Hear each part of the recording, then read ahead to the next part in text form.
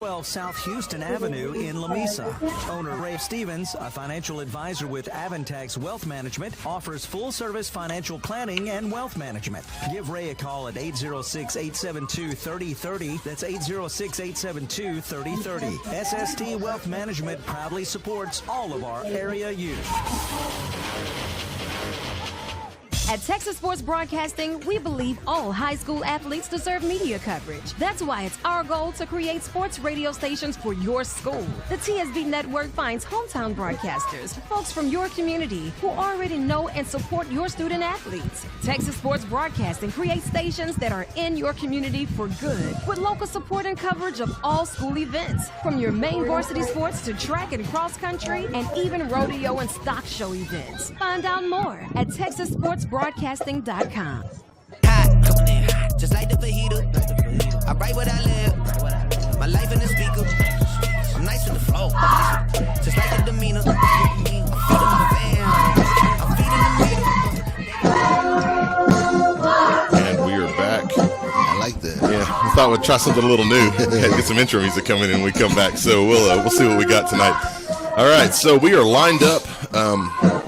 It looks like Littlefield won the toss, and so they are going to, they elected to, or maybe Lamesa won it and elected to defer. Littlefield won it.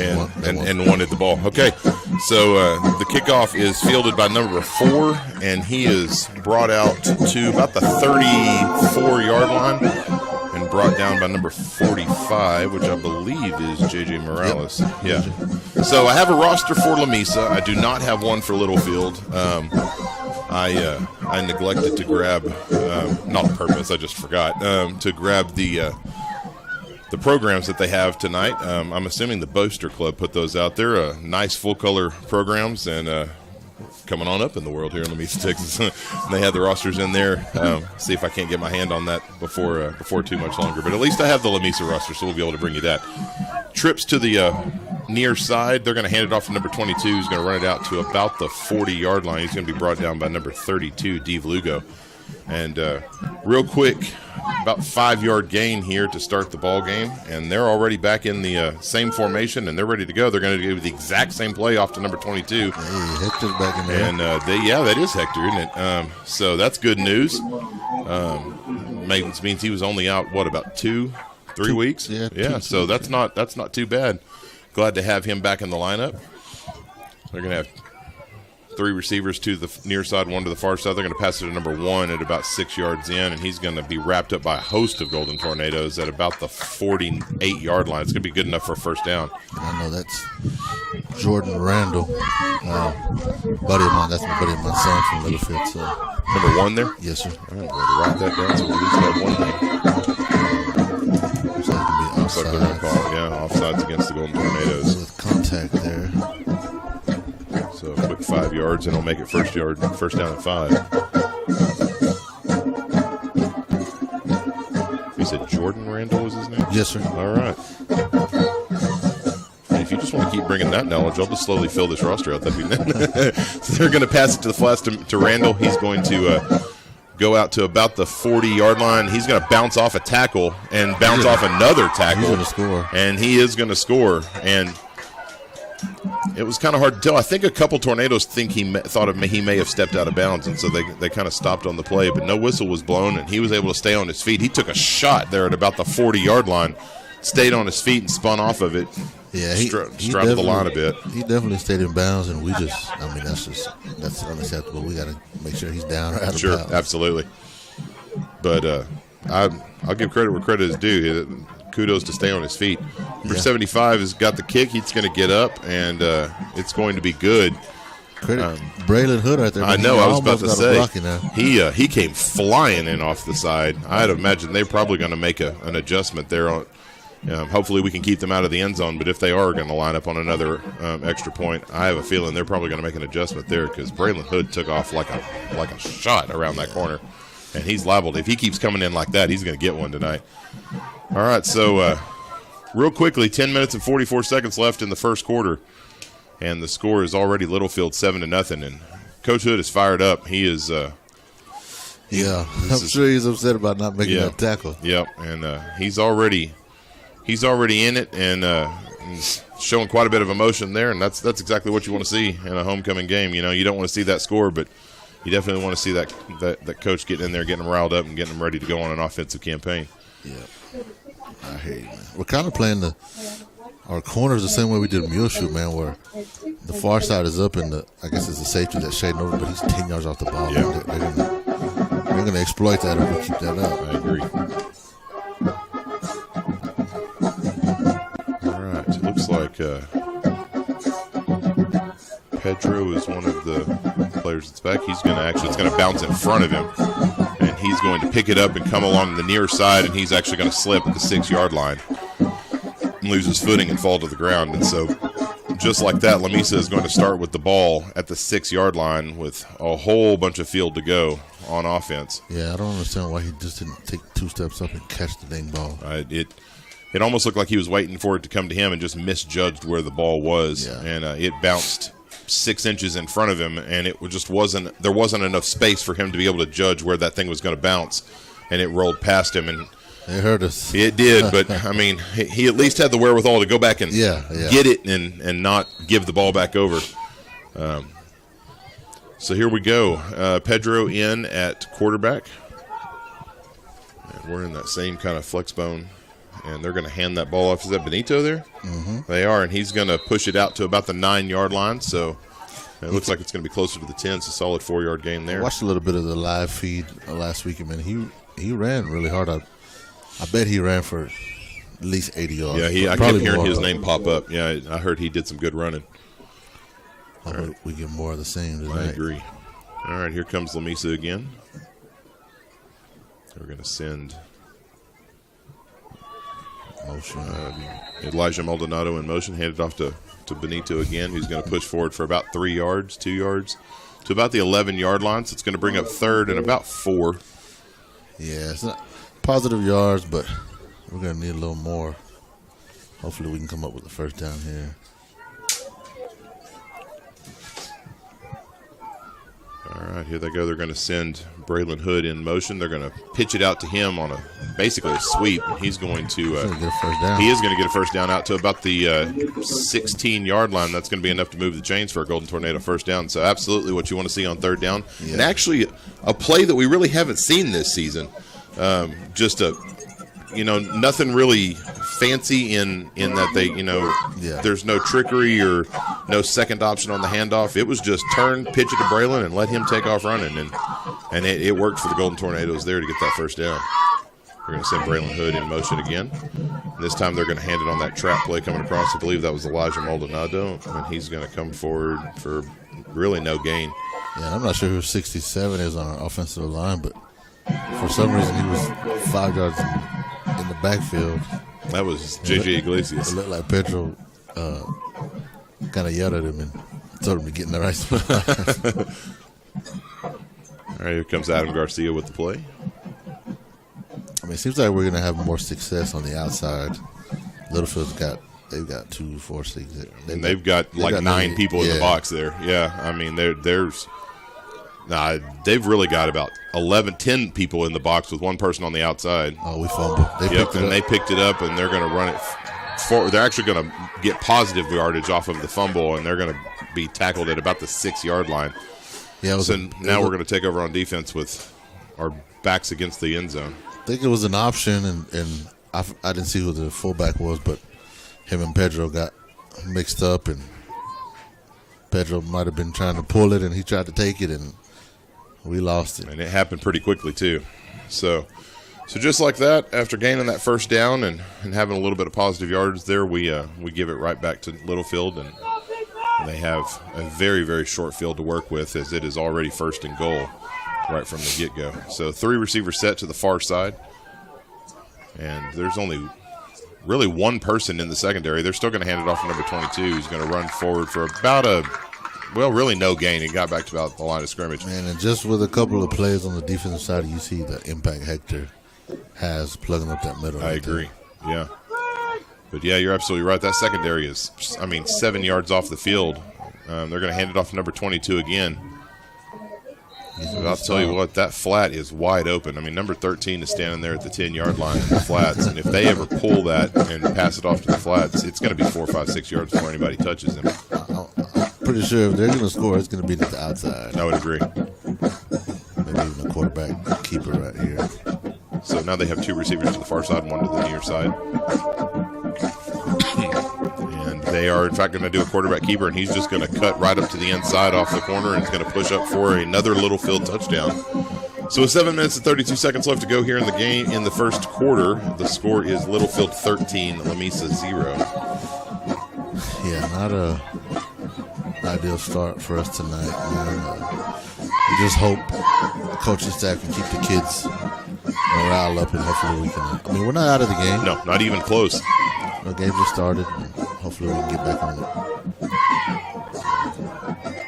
And Hood looked like he may have gotten a tip, and it's no good. So Hood doing exactly what he needs to do on that, and is getting his hand up there on the extra point. And so the score is going to remain 13-0. Oh, he missed it, really? Yeah, they called it no good.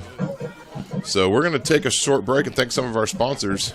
And we'll be back here in just a second. You're listening to Golden Tour Radio, presented by Medical Arts Hospital on Texas Sports Broadcasting Network.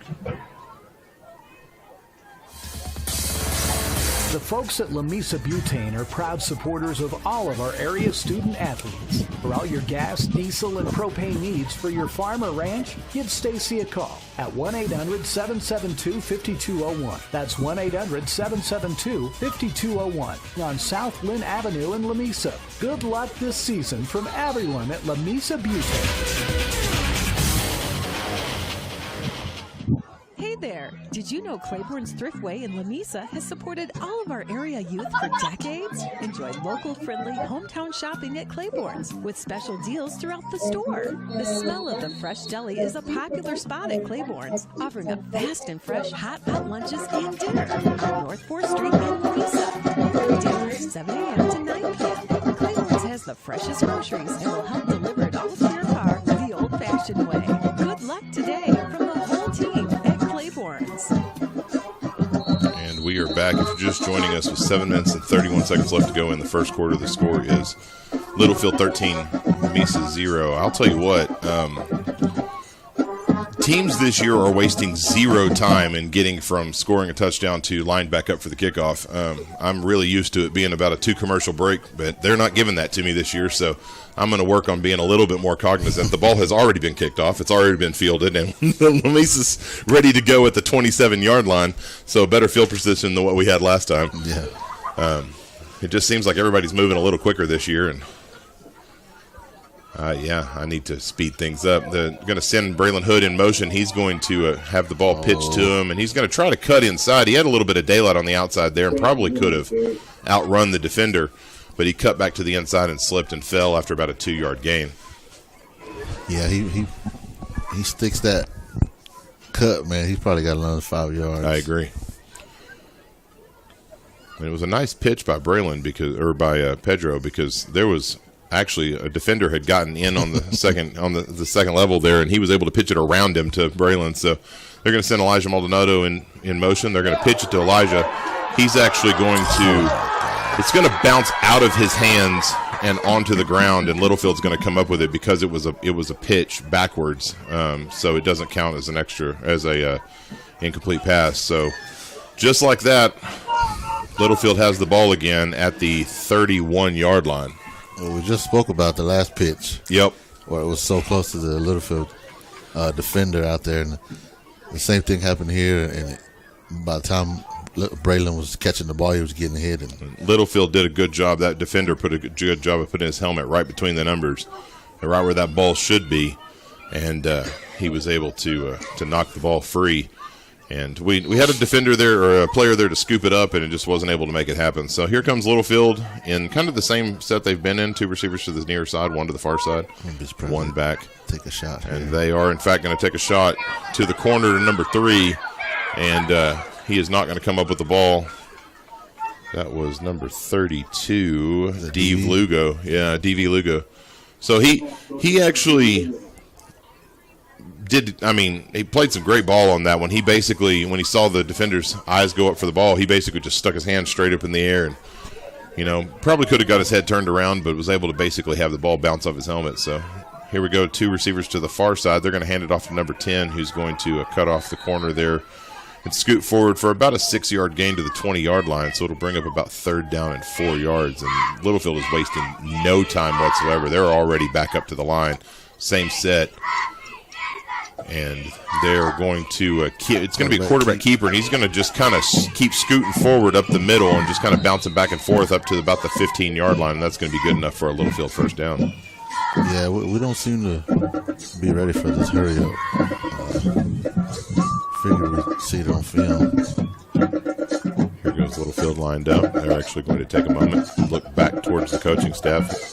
Littlefield's coaching staff has about 9 people on the field right now. I would imagine one of them is giving the call, but man, that's a whole lot of people on the field. They're going to pass it into the flats to Randall, it's just kind of going to bounce out of his hands, and he saw a little daylight. He did. Excited. He started looking up. He kind of came up a little. He's holding his knee, it looks like it. It looks like he's going to just shake it off and go back to work. 2 receivers to the far side, 1 to the near. It looks like they might try to test this near side. We'll see what he does. And they're going to hand it off to number 10. And number 10's going to just keep kind of bumbling and stumbling up to about the 10-yard line.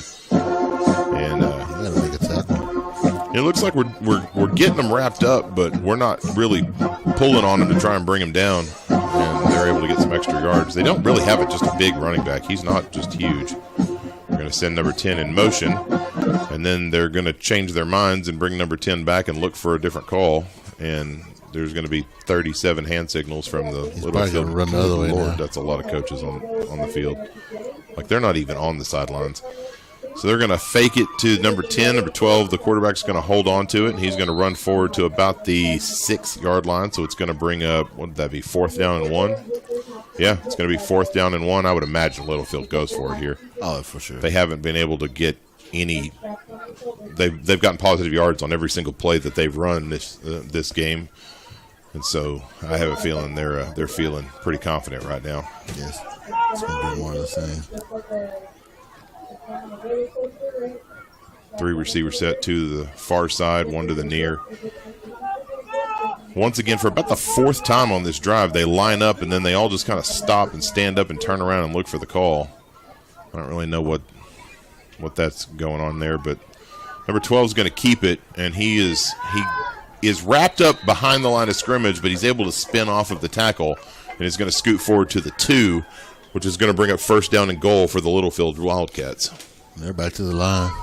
Yeah, they're already ready to go. They smell blood in the water. They're going to hand it off to number 10. Number 10 is going to push forward. Be a little short. And he's going to get down to about the 1. So about a 1-yard gain there, and it's going to bring up 2nd down and goal from the 1-yard line.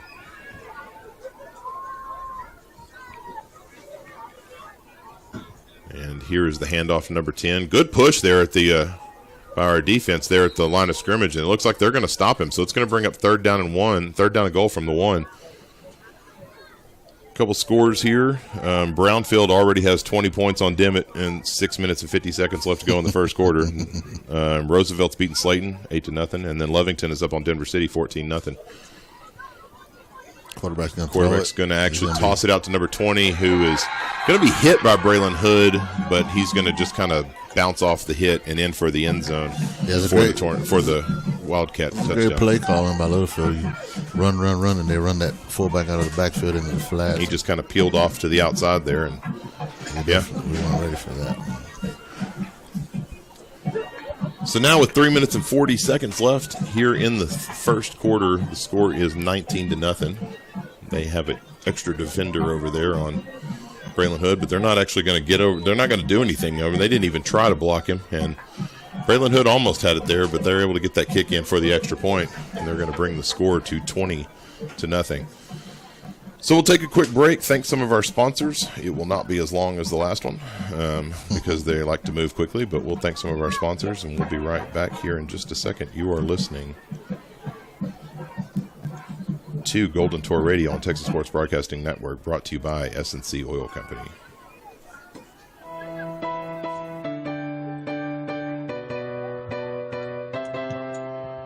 Hey parents, grandparents, Golden Tour fans, did you know that you can show your support right here on Golden Tour Radio for your special tour or lady tour for less than a cup of coffee a day? Whether they're on the field, court, track, you can even show your support for those that are shying in the band, on the stage, arena, and in the classroom. Prices are half off for non-business sponsors, which allows you to show your support for all Golden Tour students all year long for just $150. We work with payments too. Just call or text me at 325-575-0427. That's 325-575-0427. Or visit TexasSportsBroadcasting.com. We are Lamesa.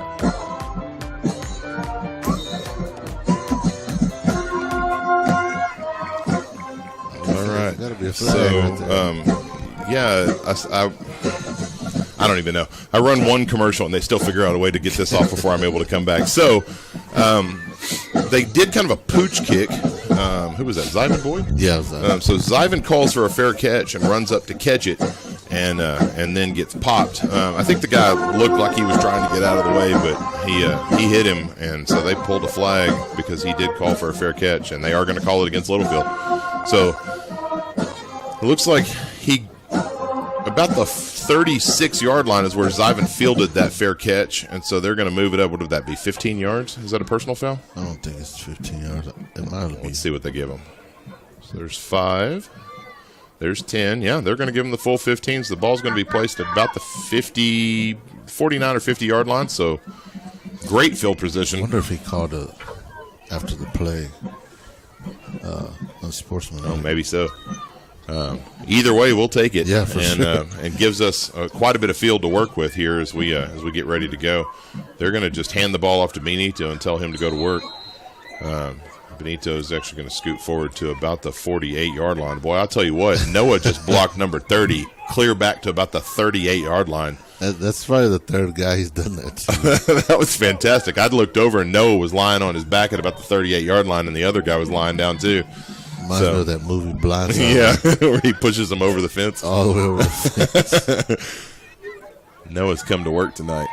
So we've got a 2-receiver set, one to each side. They're going to send DV Lugo into motion. They're going to pitch it the other direction to Elijah Maldonado. He's going to take off. He's at the 30, the 25, and he's finally going to be pushed out of bounds at the 21-yard line is Elijah Maldonado. So great set of running right in between the blocks for Elijah there for a Golden Tornado first down. It was a perfect pitch by Pedro. He had 2 defenders closing in on him. He's able to get the pitch off, and Elijah had a good 10 yards before anybody was close to him. And it was a nice play call to go opposite side of where the motion was, kind of keep the defense there on their toes. Yes, sir. So 2-receiver set again. They're going to send Elijah in motion. They're going to hand that trap off to number 32, DV Lugo. He's going to scoot forward to about the, we'll call it 16.5 yard line. Oh, you're right. Oh, you did what I like to do and counted the wrong direction. So that's going to bring about 2nd down and 6 yards. Still, poor Steven's been working with me too long. All right, so here we go. We're lined up still in that same set. 2 receivers. I think we're trying to spread the defense out a little bit instead of getting too tight.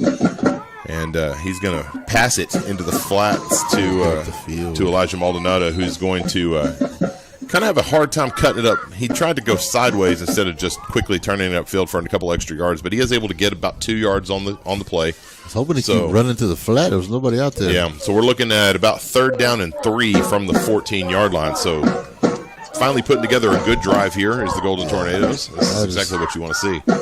I look for a run here because it's definitely 4-down territory. I completely agree with that. Maybe get 1 or 2 here. Send Elijah in motion. Benito's going to first down. He's going to get the first down. Yeah, he's going to run it all the way out to the 11-yard line. They're going to move the chains. So just like that, it is 1st and 10 from the 11. And that's actually a good spot to be because they're at the 11-yard line, which means it's not 1st down and goal. Well, no, they scooted it forward to the 10-yard line, so they're going to call 1st down and goal. Which I always hated when officials would put it like, unless you get really close to half, like, 15 and a half, sure, 14 and a half. Just put it on the big line. So here we are in tight again instead of spread out. They're going to pitch it to DV Lugo, who's going to cut straight upfield. He's going to be in for the Golden Tornado touchdown. So solid offensive drive put together by Lamesa there. about 5 plays there, and they went about 48 yards there for the touchdown. I was going to say, if DV got loose, he's pretty fast, man. There's quite a bit of speed on this team this year. So here we are lined up in that swinging gate. I guess we're going to look for it. Yeah, it looks like we're going for it out of this. So we'll see what. And really nothing doing. Pedro, he started to scoot back, drop back for a pass, and then there was a defender right in his face, and he just didn't really know where to go. So nothing doing on that. Looks like Hood's getting onto a few guys that maybe did the wrong thing. Yeah. But if I'm Pedro, just throw it up. Yep. Give him a chance. Nevertheless, positive points on the board. It is 20-6 with a minute left, 24 left to go in what has been a really long first quarter. I was just going to say that. And we'll take a moment and thank one of our sponsors, and we'll be back here in just a second. You're listening to Golden Tour Radio on Texas Sports Broadcasting Network, brought to you by S&C Oil Company. Local businesses. More important to us than ever before. And since 1959, Jones McCall Pharmacy, right there on Bryan and 15th, they've been that hometown business. Open weekdays from 9 to 6. Expect a fast and friendly drive-through. Vaccines available, and you can find medical equipment you need. Download the Pocket RX app or call 872-5453. Good luck to all of our area athletes from Jones McCall Pharmacy.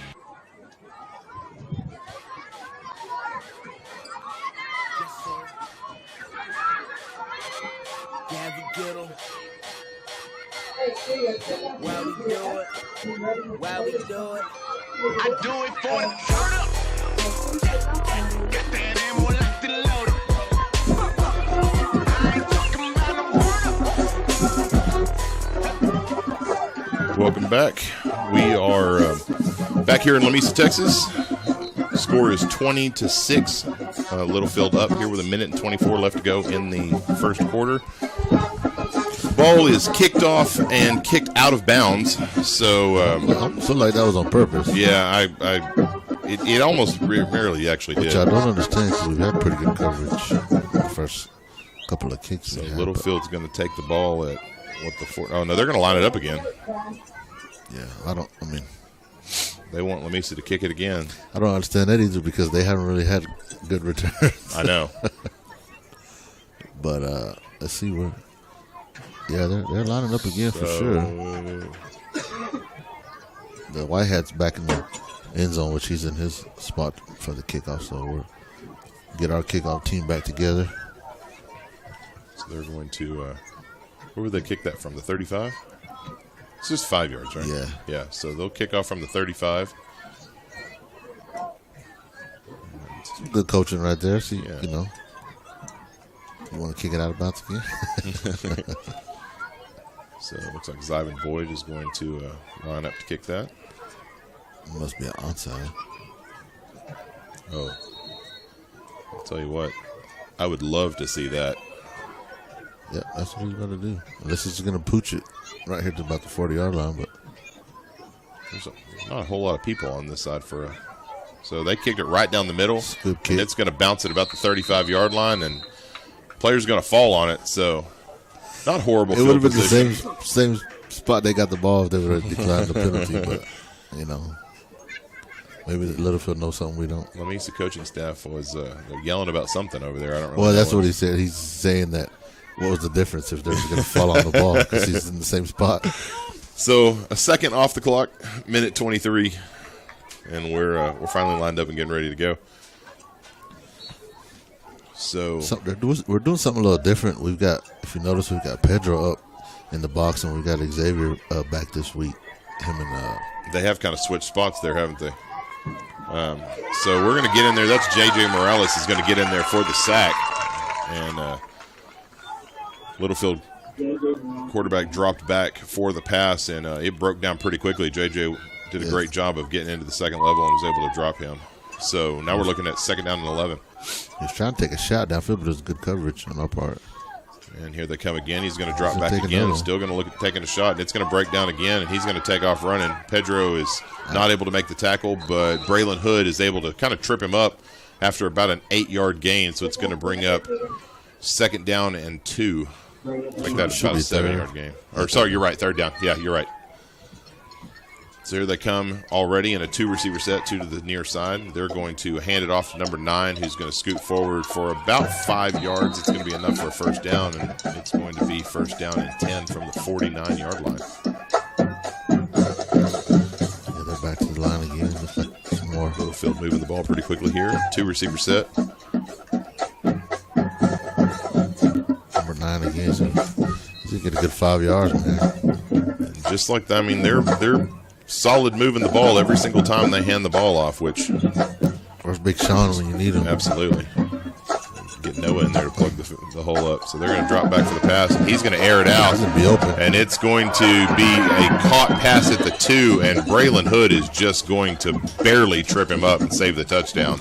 But not before he gets to the 8-yard line, does the Littlefield receiver. It's going to be the end of the first quarter right there. So after 1, the score is Littlefield 20, Lamesa 6. We'll take a quick break. Thank some of our sponsors. You are listening to Golden Tour Radio on Texas Sports Broadcasting Network, brought to you by S&C Oil Company. Therapy and Sports Rehab is ready to get you back in the game. Our facility features aquatic therapy with HydroWorks underwater treadmill, sports therapy for middle school, high school, and college athletes, or even your weekend warriors. We accept most insurance, or you can self-pay with a discount. Check out our monthly membership option, whether it's back to work or back to play. Lamesa Physical Therapy and Sports Rehab wants you at your best. Call or come by today.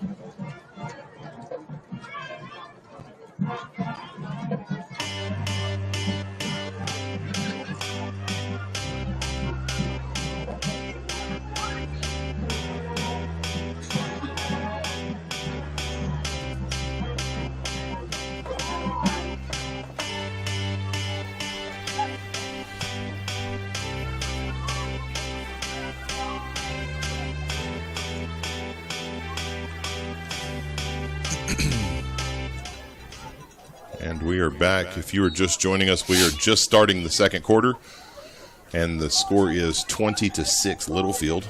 Littlefield already lined up, ready to go. They're going to hand it off to number 9, and he's going to just kind of scoot forward. The problem that we're kind of running into is that the running back is able to get past that first line of defense, and we tend to be tackling them from behind, which we're pushing them forward a couple of yards. Number 9 is going to be handed off the ball again, and he's going to push forward to about the line of scrimmage at about the 4-yard line. So it's going to bring up 2nd down. Oh, no. It looks like they're giving him a yard. So it's going to be 3rd down and 3, or 3rd down and goal from the 3. So 2 receiver set, 1 to either side. They're going to pass it over to Randall coming across. Yeah, he had it right in his hands, and he just let go. I don't know if the sun was in his eyes or what happened, but like Xavier was on and made a slap at the ball. We'll just say that he affected that. I'll take that one. Yeah, Jordan Randall was very unsure as to why the ball was not in his hands anymore. He kind of looked around. So now it's going to bring 4th down and goal from the 3-yard line. And Littlefield looking like they're going for it here. They're going to look for the play. Jordan Randall's going to move over, not really in motion, but just kind of reline himself. So there's going to be 2 receivers to the near side, 1 to the far side, kind of a stacked receiver set. Quarterback keep here. Throw it. He's going to throw it across the middle to number 3, who is going to catch the ball in the end zone. He was able to just get a good first step on the defender in Braylon Hood and was able to cut it to the inside and get that touchdown. So with 11 minutes and 17 seconds left to go in the half, we've got a score of 26-6 Littlefield. It's real hard to defend, especially when you've only got 1 defender on that side. Cutting that to the middle like that, it was wide open. It's really hard to make that move.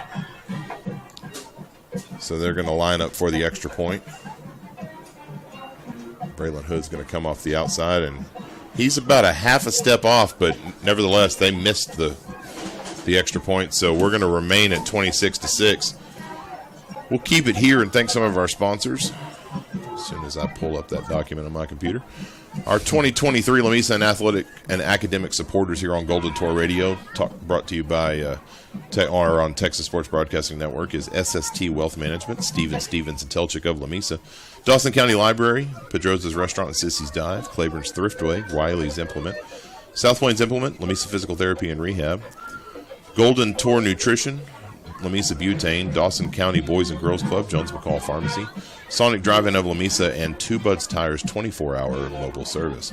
If you'd like to show your support for the Golden Tornadoes this year on Golden Tour Radio, please call or text Clay Vickers at 325-575-0427. We offer half price for non-profit and non-business sponsors, so family and friends can afford to give a shout-out to their favorite Golden Tour. Again, for more information, text or call Clay Vickers at 325-575-0427 or email goldentourradio@gmail.com today. As we get lined up for the kickoff, still no score coming out of the Kermit and Jol, New Mexico game. I figured they'll update that here in just a little bit. Brownfield up 27-0 at the beginning of the second quarter on Dimmitt, so Brownfield putting up the points on Dimmitt on that one.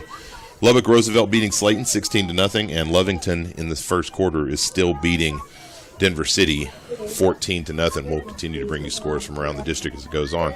Kickoff is up, and it's going to go. DV Lugo is going to field it at about the 6, and he's going to run forward to about the 17-yard line before he's brought down. And so that's going to bring up first down and 10 for the Golden Tornadoes.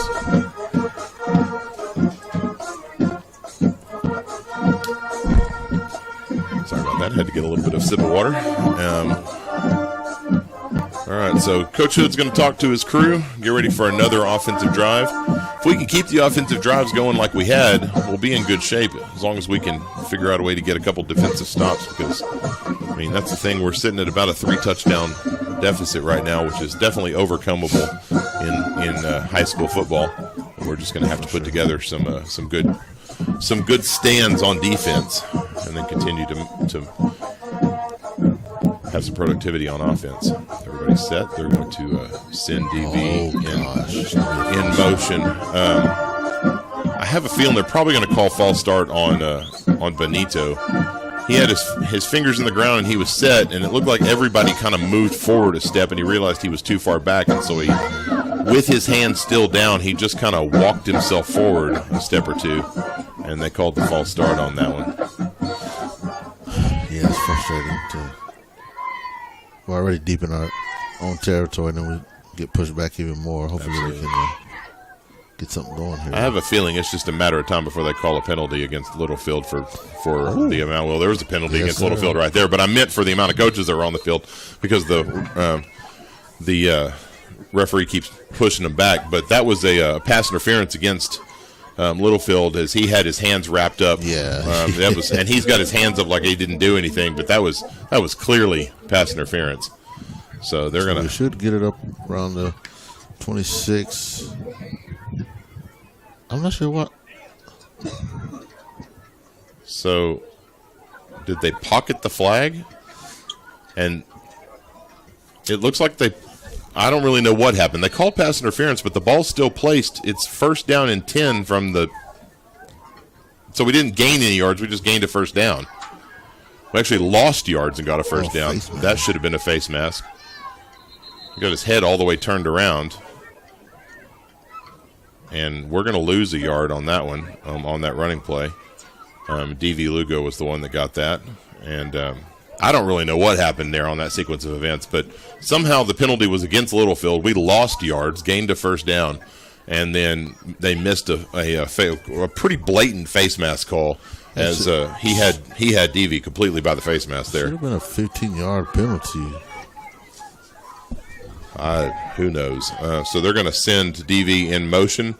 It looks like Pedro's going to keep the ball because the play kind of fell in around him, and he's going to scoot forward for about 2 yards. So we're going to be right back at the 19-yard line, 14-yard line. It's going to be third down and about 9.5 is where they're going to be.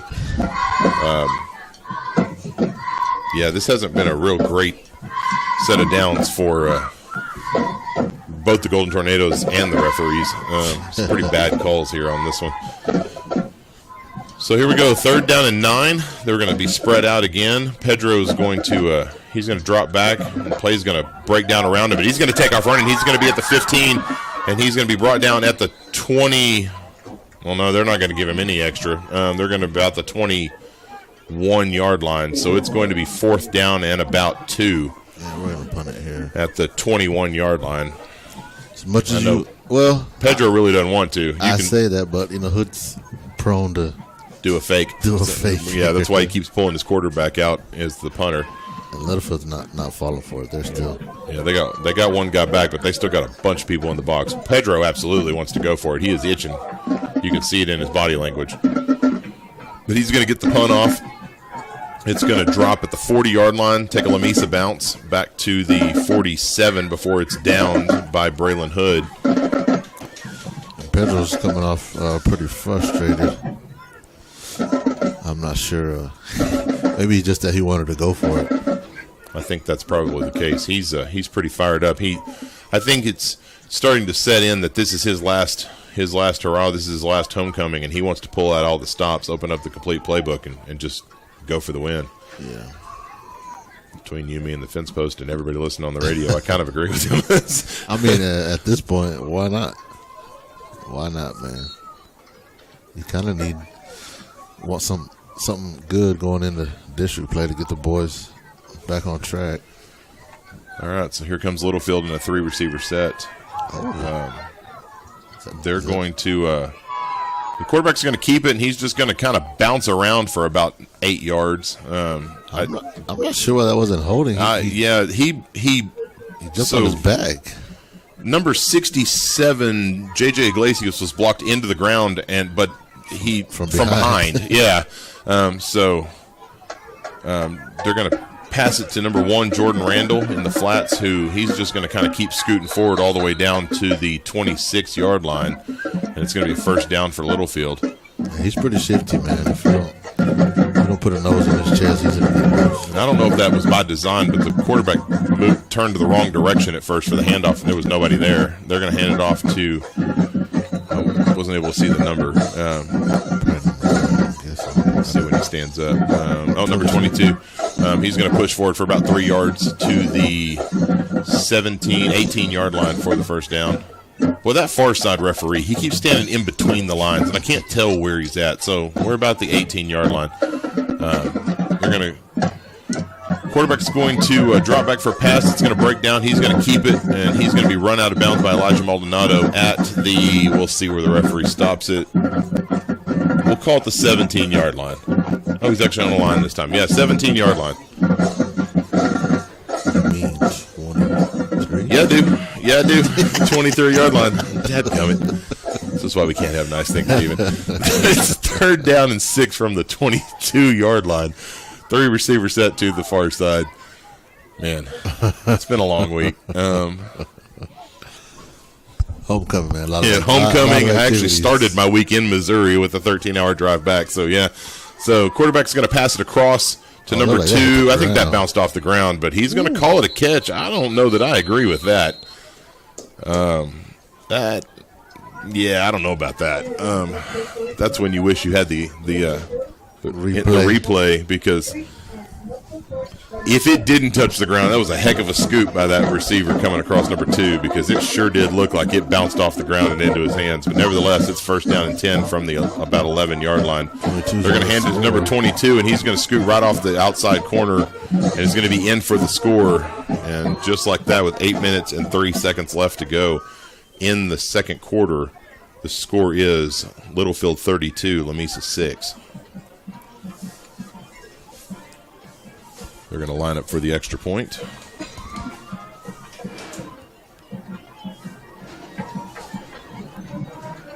See if Braylon Hood can get his hands on one here.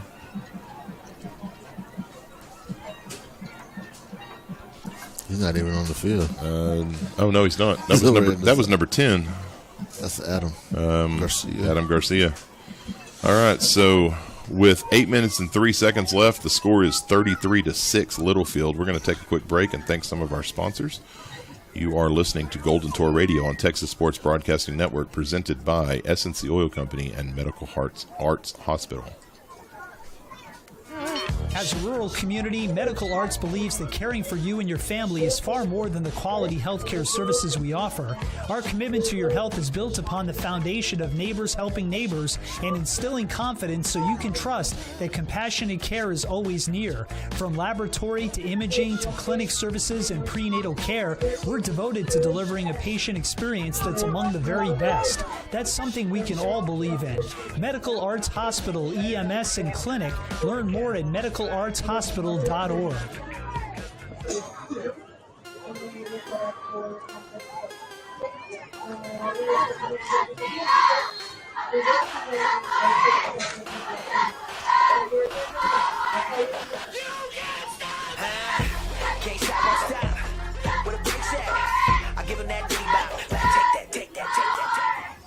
All right, we are back. If you're just joining us, Littlefield up 33-6 with 8 minutes left to go in the half. Here is the kickoff, and it is going to go. Pedro fields it at about the 4, and he's going to take off the near side. He's going to cut up, and it's going to bounce out of his hands, and it's going to roll out of bounds in favor of the Golden Tornadoes at about the 31-yard line. It just popped right out of his hands, and Zyvan Boyd tried to pick it up and was unable to do so. It bounced forward some, and then who was that? DV Lugo kind of bounced into his hands, number 32, and as he kind of stepped out, it was either. I'll be honest, I don't remember the number now, so I'd be lying to you if I told you. But another Golden Tornado was able to kind of actually scoop it up out of bounds. So, nevertheless, Golden Tornadoes are going to. Nope, they're going to pull it all the way back to the 20 and claim. I guess that's where forward progress? I'm not sure what they're thinking, but I know once you fumble, like if Pedro fumbled, I don't think anybody can advance it. So I think they're going back to the spot that Pedro fumbled. Huh. Okay. Well, nevertheless, the ball's at the 20, and you got a whole big play-by-play of something that didn't happen. So they're going to hand the ball off to Hector. And I don't think that's what they were thinking. I'm not sure what I don't know, because nobody really advanced it. Right. As everybody tried to get forward, get the ball, it rolled out of bounds. And anywho, so that was about an 8-yard gain there by Hector. So positive yard. It's going to be 2nd down and 2 from the 28-yard line.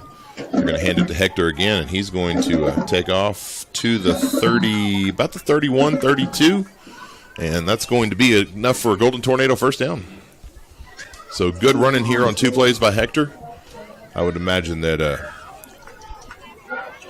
Coach Hood is going to use him sparingly in this game because he absolutely wants to keep him healthy for district, but we'll see what he does. I'm standing corrected. The rule says any player can advance a fumble and score a touchdown. Really? So the ball should have been... I'm not sure what they did. All right, well, it's 1st down and 10 from where the ball should have been placed to be on this thing at the 33-yard line. They're going to hand it off to Hector again. He's going to be hitting the backfield, and he's going to bounce off that tackle and scoot forward to the 35-ish. The guy standing in between the lines again. And it's going to be 2nd down, and we'll call it 7.5. Yeah, we're still pounding the ball down the middle. Our successes come from the outside. Well, and it seems like it came from when we put 2 true receivers outside and forced that defense to spread out. That's when it worked for us. Nevertheless, we got a 2nd down here, and they're going to send DV Lugo in motion. They're going to hand it to Hector. Yeah. Hector's going to get about a half a yard, maybe a whole yard gain. They're in between the lines again. Yeah, he's 3rd down and about 6. I think he's being nice on that one. Gave us half a yard. It might have been a whole yard because it went from half to half, and so that's true. Man. What a night. Yeah, tonight the lines mean nothing. We're just going to place the ball wherever and call it good. All right, so here we go. Lamesa's spreading out. We got 2 receivers. That looks like that is Diego Vidari to the near side and Adam Garcia to the far side. 1 back in Hector. And Pedro's going to drop back. He's going to. Yep. There was a player number 33 coming from behind, and I don't think Pedro saw him until he squared himself to make that pass, and by then it was too late. And he's gonna be tackled all the way back at the 26-yard line, and that's gonna bring up 4th down and about 15 for the Golden Tornadoes. Yeah, held on to it a little bit too long. I mean, even if nobody's downfield, I mean, you just got to have that internal clock and just get rid of it. And you're out of the pocket too, so I mean, there are plenty of. You're definitely within the bounds of chunking it out of bounds and not punting it from your own 16-yard line. So here's the punt. It's going to bounce at the 41, 42, and it's going to bounce forward to about the 48-yard line. So that's where Littlefield is going to take over on downs. We're going to keep it here because they don't waste a lot of time in getting back on there. 5 minutes left, 33-6. Once again, Littlefield is on our side of the 50. So I've got about 48 yards to go. Brownfield is up 34-0 on Dimmitt. Slayton is still down to Lubbock Roosevelt 16-0. And then Denver City has scored in their game against Lovington. Scores 14-8 with Lovington on top.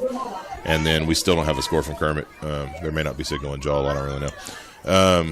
Here we go. 3 receiver set for the Littlefield Wildcats. 2 to the near side, 1 to the far side.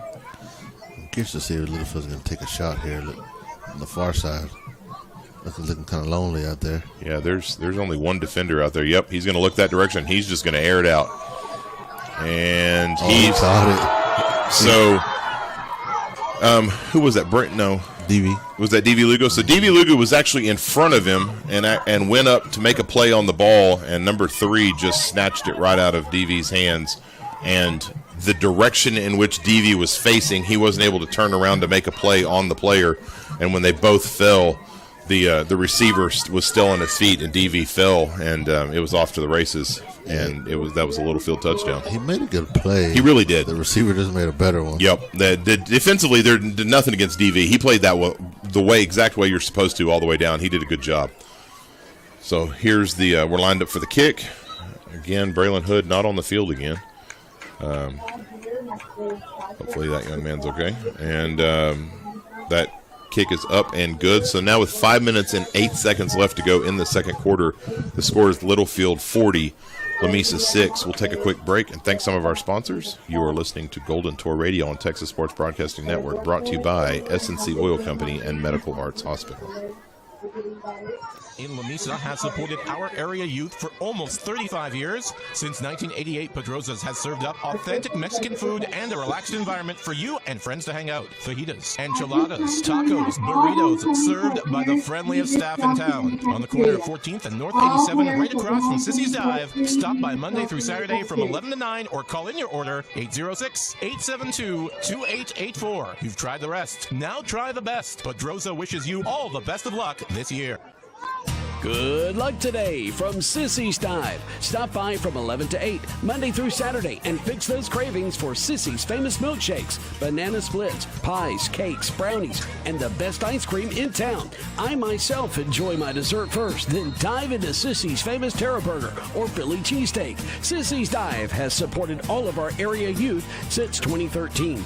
Across from Pedrosa's Restaurant on North 87 in Lamesa. Call ahead 806-870-7867. Good luck from Sissy's Dive.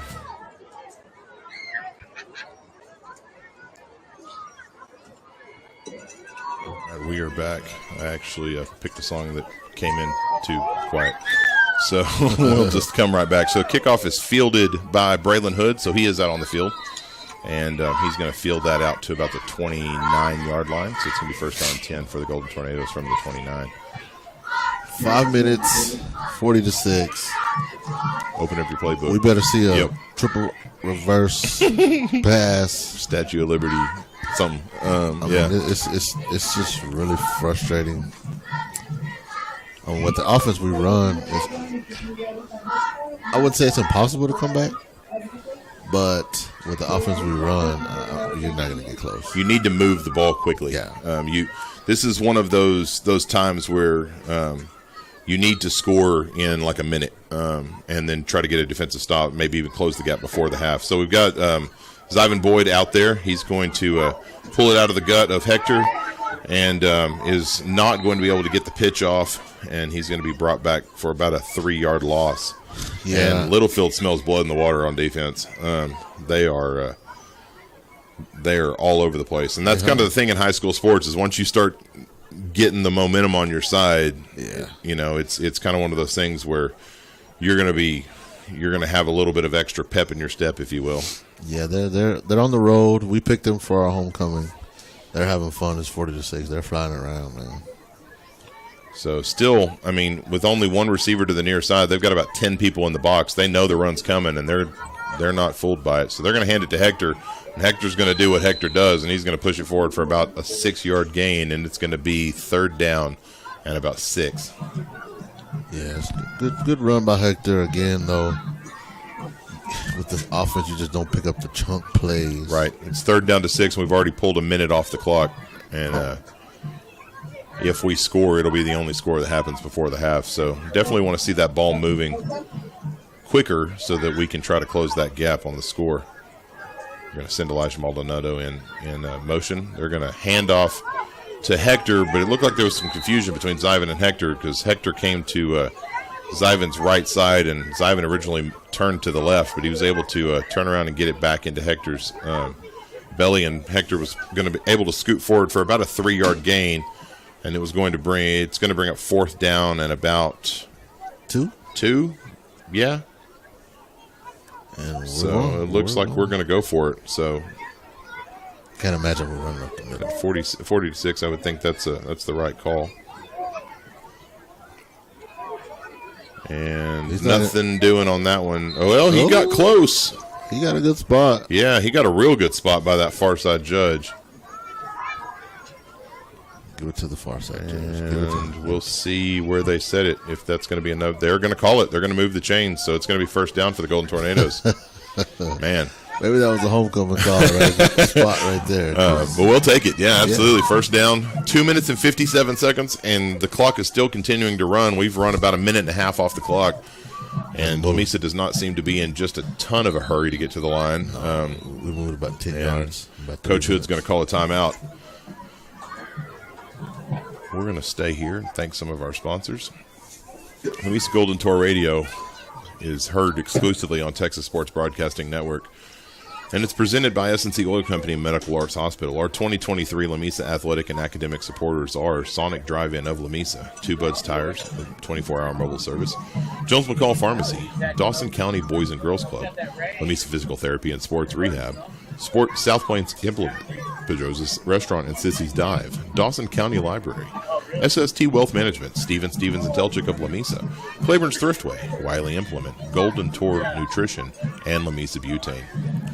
If you'd like to show your support for the Golden Tours this year on Golden Tour Radio, please call or text Clay Vickers at 325-575-0427. We work with any budget to make sure that your voice is heard and our student athletes are recognized, from non-business prices as low as $150 to a full commercial sponsorship for an entire school year for only $1,000. Again, for more information, call or text 325-575-0427 or email goldentourradio@gmail.com today. Some scores from around the district. Brownfield is up 41-0 on Dimmitt with 3 minutes and 37 seconds left to go in the second quarter. It's almost identical here. It is. I'll give you the rest of the scores here in just a second as they send D.V. Lugo in motion. They're going to pitch it to him. He's going to get hit in the backfield about 6 yards deep in the backfield and is going to be brought down for the loss of 10 Littlefield players around the ball right there. Littlefield knows exactly what's coming, and we're going to just keep doing it. Yeah, I mean, it's not really hard to decipher what we're doing at this point. We haven't done anything different. So Littlefield, like I said, they're stacking the box and they're flying the ball. Mm-hmm. So here we go with 2 receivers out, 1 to either side, kind of forcing that defense to spread out a little bit. That had some success for us earlier in the game. We'll see if they can do it again as the clock continues to run with 2 minutes left to go in the second quarter. And they're going to hand it off to Hector, and it's going to bounce off his legs and onto the ground, and it looks like he got it back. Yeah, he got it back. And got about 3 yards gain out of it, so it's going to bring up 3rd down and about 12. It looks like we're just trying to get to halftime. We get it at the half. Like you said, we're not in any rush. Yeah, we're in no rush whatsoever. It's minute 34 and counting. We snapped that ball with 0 seconds on the play. Precious 6. So the rest of the scores from around the district, still nothing from Kermit. I don't think anybody's out there. So Lubbock Roosevelt up 16-0 on Slayton, and still got a score of 14-8 with Lovington, New Mexico up on Denver City. 2 receiver set, 1 to either side, as Pedro's going to drop back, and he's got 3 guys chasing him. He's going to cut off to the near side, and he's actually going to get positive yards out of that. And they're going to call a late hit, as he was out of bounds by about a step or two, and then he got shoved in the back by number 30. I was going to say that was a little dirty, man. Yep. I mean, you see he's giving himself up, going out of bounds. You just let him go. Yeah, you still come and shove him 2 hands in the back. So they are going to call that personal foul. So he ran out of bounds at the 45, so they're going to tack 15 yards onto that. So we're going to be looking at the 40 on the opposite side of the field with 1 minute and 3 seconds left to go in the half. Really nothing doing on the passing game either, but mostly because everybody is packed in tight, and so you've only got 2 options on the pass, 1 on either side, and nobody else is really dropping back, and so it's pretty easy to defend them. So here we are in the 2 receiver set.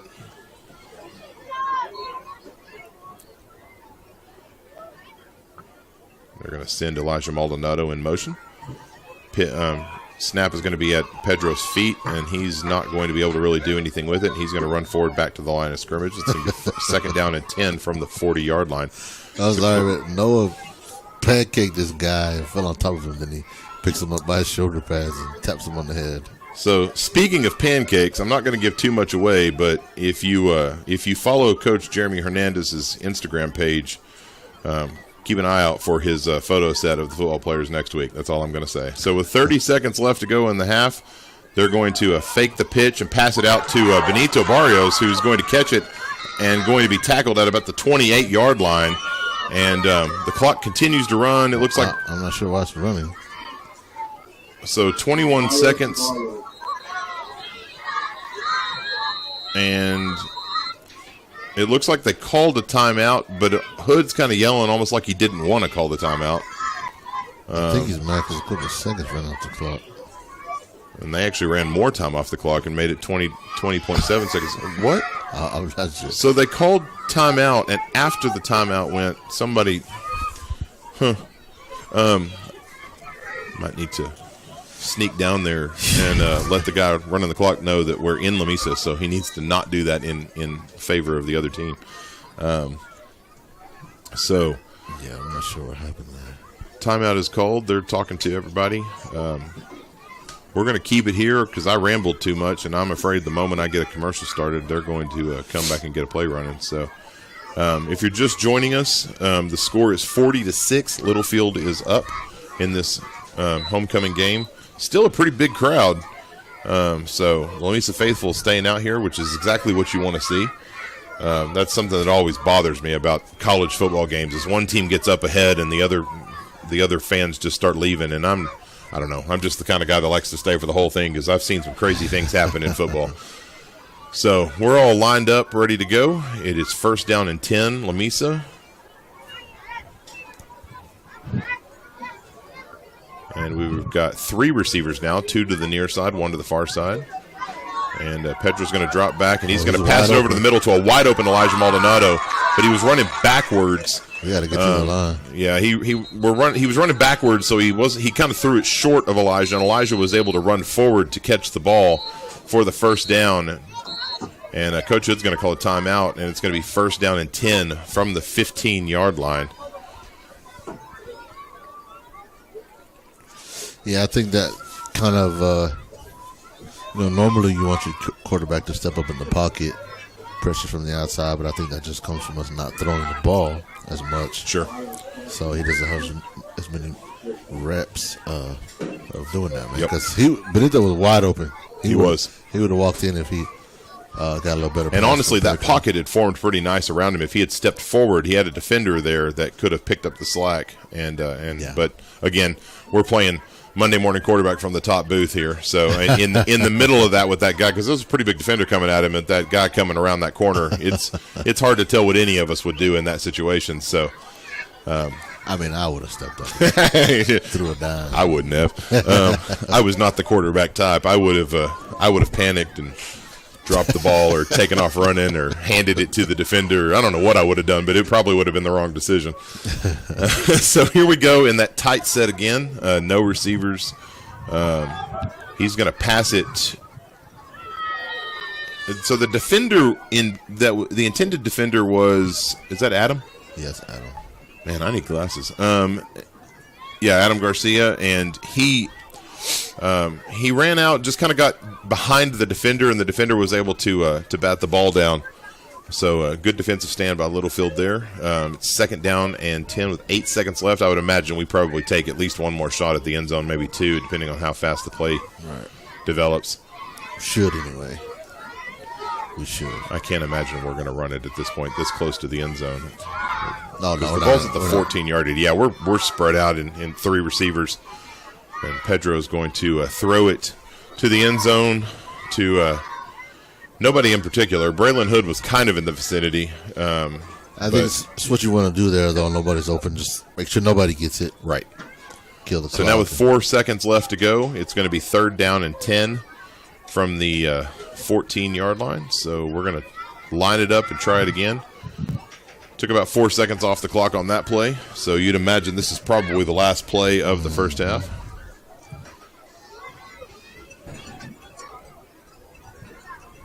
All right, so here we go. Line up in a 3-receiver set. They're bringing the heat. 2 to the near side. They got everybody lined up. And Pedro's going to take off running, and he's just going to chunk it, and it's going to fall incomplete at the 20-yard line, and that's going to do it for the first half. So we're going to head to the locker room. Well, they're going to head to the locker room. We're going to head to a commercial break. The score is 40-6 Littlefield. We're going to take a commercial break, and then we're going to come back. Got an interview with Zeta Nava of the theater department this week, and then we are going to do another commercial break, maybe talk a little bit about the first half. We might bring you a play-by-play of homecoming festivities. I'm just going to give you fair warning. It is homecoming, so we've got homecoming king and queen. We've got the opposing team's band. It's going to be like a 30-minute halftime, so we're going to do our best to keep it interesting. But if you're listening on the radio, we're going to do our best to not bring you every commercial we've got, but just keep in mind that there's a lot going on because it's homecoming. So we'll do the best to bring you the best broadcast that we can.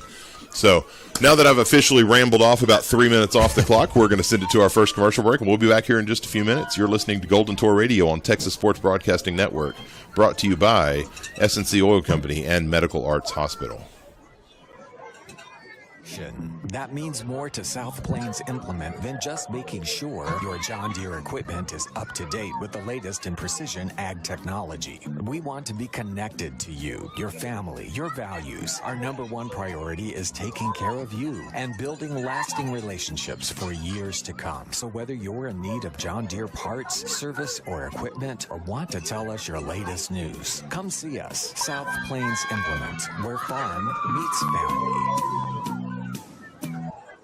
Ray and Karen Stevens with S&C Oil Company are happy to support our area kids in their athletic and academic endeavors. S&C has been providing the fuel needs for the Lamesa area since 1973, with 2 automated stations at 14th and Lubbock Highway and by the golf course at 2111 South 1st Street. Check out S&C Oil Company's competitive prices for farm diesel by the transport load. Call Ray or Karen Stevens at 806-872-7553. Good luck today from S&C Oil Company.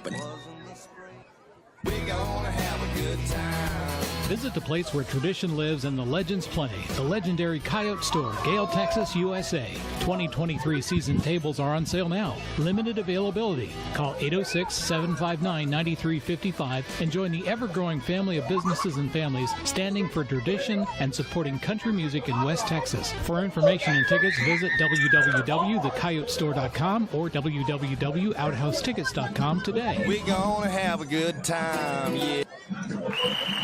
Delay of game, 5-yard penalty. Don't get a delay of game penalty on your farm with equipment breakdowns. Let Wiley Implement, your Case IH dealership, keep your equipment up and running with genuine Case IH parts and service. Whether you need repairs or preventative maintenance, Wiley Implement and Spray Centers can keep you in the game. Wiley has 14 locations across Texas. Go to WileySprayers.com for the location nearest you. I'm Scott Wiley. We'll try hard to earn your business and even harder to keep it. That's it. That's all.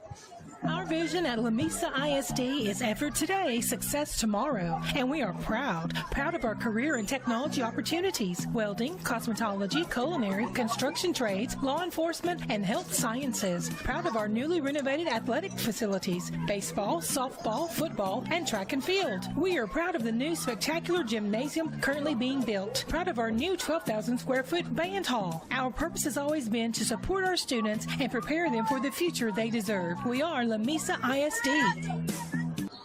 Ready to support you. That's Zematic Strong Point. Your Zematic by Lindsay dealer is a knowledgeable pivot irrigation professional who will help you customize the right equipment for your operation. Our dealer network offers replacement parts for any brand of pivot, installation, and training. Superior service when you need it, and factory certified support for new products, electrical systems, design, and controls. See Terry Coleman at Mesa Irrigation Company, 1609 North Highway 87 in Lamesa, Texas.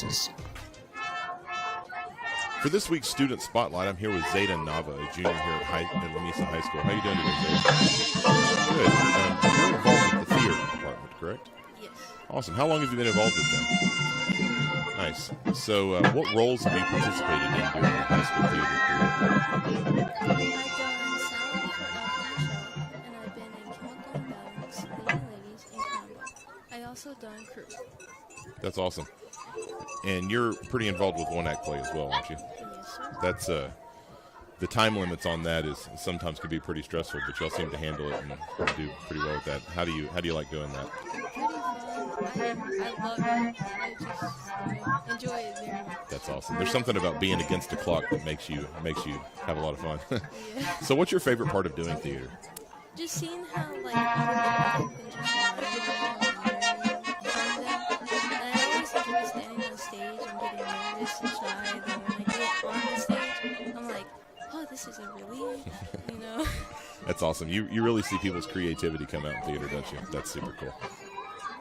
Y'all's current fall production is Unexpected Tenderness by Israel Horowitz. How are you enjoying that play? Pretty good. I love like watching it and just like getting into the character. That's awesome. And a fellow student, Kennedy Martinez, is directing that, right? How's she doing in that direct role? She's doing amazing. I love when she directs. She's just like, she's super patient and she's understanding and she like gets stuff done. That's awesome. That's really, really cool. So what is, and you may not have an answer for this because you're still a junior, but as of right now, what are you thinking your plans after high school might be? Acting, Cosmo, like nails, or modeling, welding. There's a lot. That's awesome. Well, you still got a couple years, so you got some time to kind of decide on that. Sorry to put you on the spot there, but that was Zeta Nava with the theater department. Their upcoming production is Unexpected Tenderness, and their show dates are October 12th, October 14th, and October 15th, with the October 12th production being at 7 p.m., the October 14th production being 2 and 7 p.m., and the October 15th production is at 2 p.m. Tickets are $3 for students and $5 for adults, so come out and support the theater department. Zeta, thanks for joining me today. That was Zeta Nava with the theater department, a junior here at Lamesa High School. Stevens and Telchick in Lamesa, CPAs Ray Stevens and Kevin Telchick offer full-service accounting, auditing, tax, payroll, and estate planning services where they have for over 60 years. Stevens and Telchick is located at 212 South Houston Avenue in Lamesa. Give them a call at 806-872-3030. That's Stevens and Telchick, 806-872-3030. Here are your 3 churro shakes. Enjoy your Sonic. Churro. Let me try. Churro. You got like 800 horsepower of cinnamon, sugar, and caramel. You got to feel like I'm seeing it with 800 R's in it. Churro. Enjoy the perfect summer treat with the all-new Sonic Churro Shake, sprinkled with sweet cinnamon sugar and swirled with creamy caramel and real vanilla ice cream. All topped with a crispy warm churro. Try them half price when you order in the app for a limited time only at Sonic. Exclusions apply. See app for details. Buy your Sonic today in Lamesa and be sure to download the Sonic app. Good luck today and this school year to all of our Golden Tours and Lady Golden Tours from Sonic.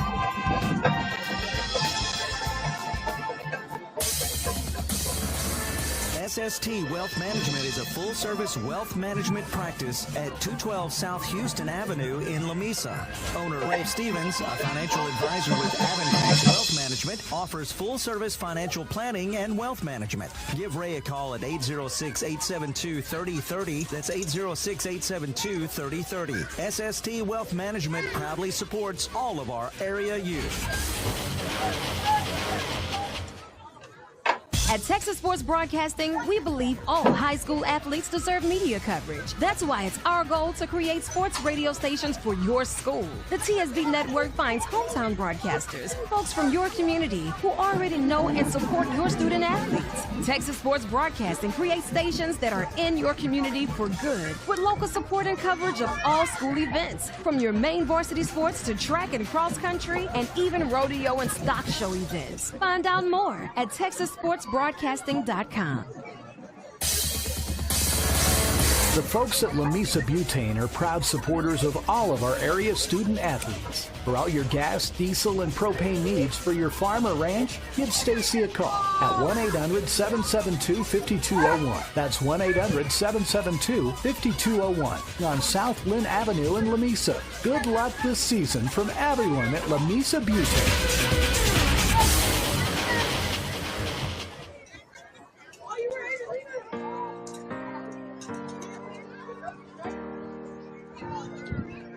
Baby, lay on back and relax. Kick your pretty feet up on my dash. No need to go nowhere fast. Let's enjoy right here. And we are back. If you're just joining us, we're at the half. The score here at halftime is Littlefield is up 40-6 on Lamesa. Definitely not the score that you want to see. But hopefully they're making some adjustments there at halftime. This is homecoming, so lots of things going on for homecoming. The Littlefield band just played. The Lamesa band is coming out onto the field to kind of do their what they do every year, where they kind of create the tunnel's not the right word, but create the place for everyone to walk, and then they'll play music as the homecoming court goes on. The homecoming court this year is we want to welcome everyone to our 2023 Lamesa High School homecoming halftime. So the Queen nominees are Senior Maylin Rodriguez, Senior Fasha Edwards, and Senior Avril Castro. And then the King nominees are Senior Caden Vela, Senior JJ Iglesias, and Senior Robert Demas, or Bird Demas. For the junior class, the homecoming court is Zoe Cifuentes. For the sophomore class, the homecoming court is Melanie Benitez. And for the freshmen, the homecoming court is Kimberly Moreno.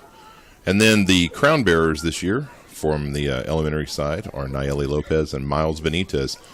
So they've got last year's Queen Amaya Vasquez out. Looks like Bree Hunter and Kaz, two seniors from last year, are out helping to hand out crowns and out there. So we've got a little bit of everybody helping out. And they will. Last year's Queen Amaya? Yes. And that's kind of tradition here at Lamesa, is last year's Queen. It presents the crown to this year's King and Queen. And it looks like they should be kind of marching everybody forward here in just a second. This year's yearbook staff looks out there ready to take a bunch of pictures. And we should get this underway here in just a second. I will kind of talk you through it a little bit, because I'm going to be real honest with you. There is 15 minutes and 45 seconds left to go in halftime, and you guys have listened to more than enough commercials. For those of you that are tuned into our live stream, just to kind of give you a heads up of the way the audio works, and this may be something that we kind of address. We patch the radio broadcast directly into the live stream, just so that there is some sort of play-by-play. We don't actually have a live stream broadcast per se. So if maybe you were tuning in to listen to the bands play or something like that, we're kind of double dipping. So we've got a radio broadcast going, that doesn't hear the outside noise, and then the live stream broadcast that kind of does hear the outside noise. And so we played the advertisements for the radio broadcast, but it patches in through the live stream, and so it's kind of the best broadcast that we can do at this point with kind of the technology that we have. But there's definitely some conversations that we're having about what the best option is. So I apologize if you were hoping to listen to the bands. That wasn't necessarily intentional to try and take anything away from the Littlefield band. It's just kind of the technology that we had. So the crown bearers have walked forward. Next up is the homecoming court for the freshmen, which is Kimberly Moreno. Next up is going to be the sophomore is Melanie Benitez. So Kimberly Moreno is at the 50. She stops to take a picture, and then here comes Melanie. On either Wednesday or Thursday, I'll be honest with you, I don't remember the day because this whole week is rolled together into one big long blob. I was watching the practice, and they were walking kind of fast, and I kind of pulled them aside and said, "Hey, this is your moment. Like, mamas and daddies and grandmas and grandpas are wanting to take pictures. Walk slower. It's okay. You got all dressed up and look nice. Give this moment.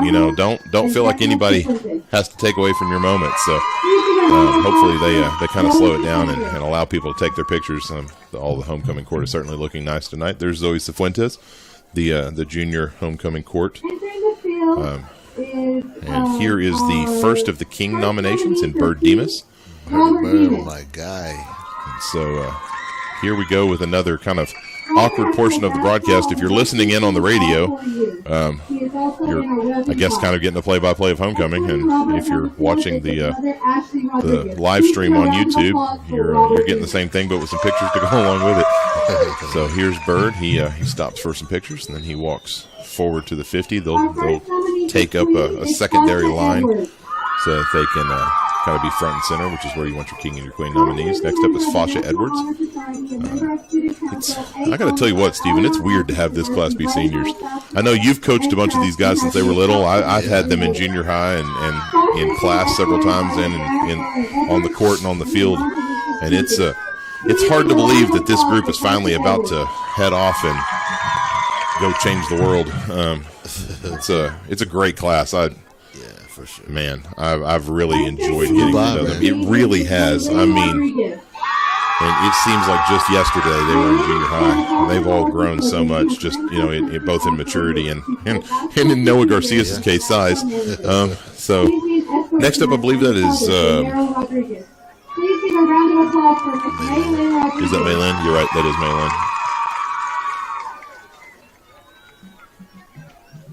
Our second nominee for King and then here comes JJ Iglesias.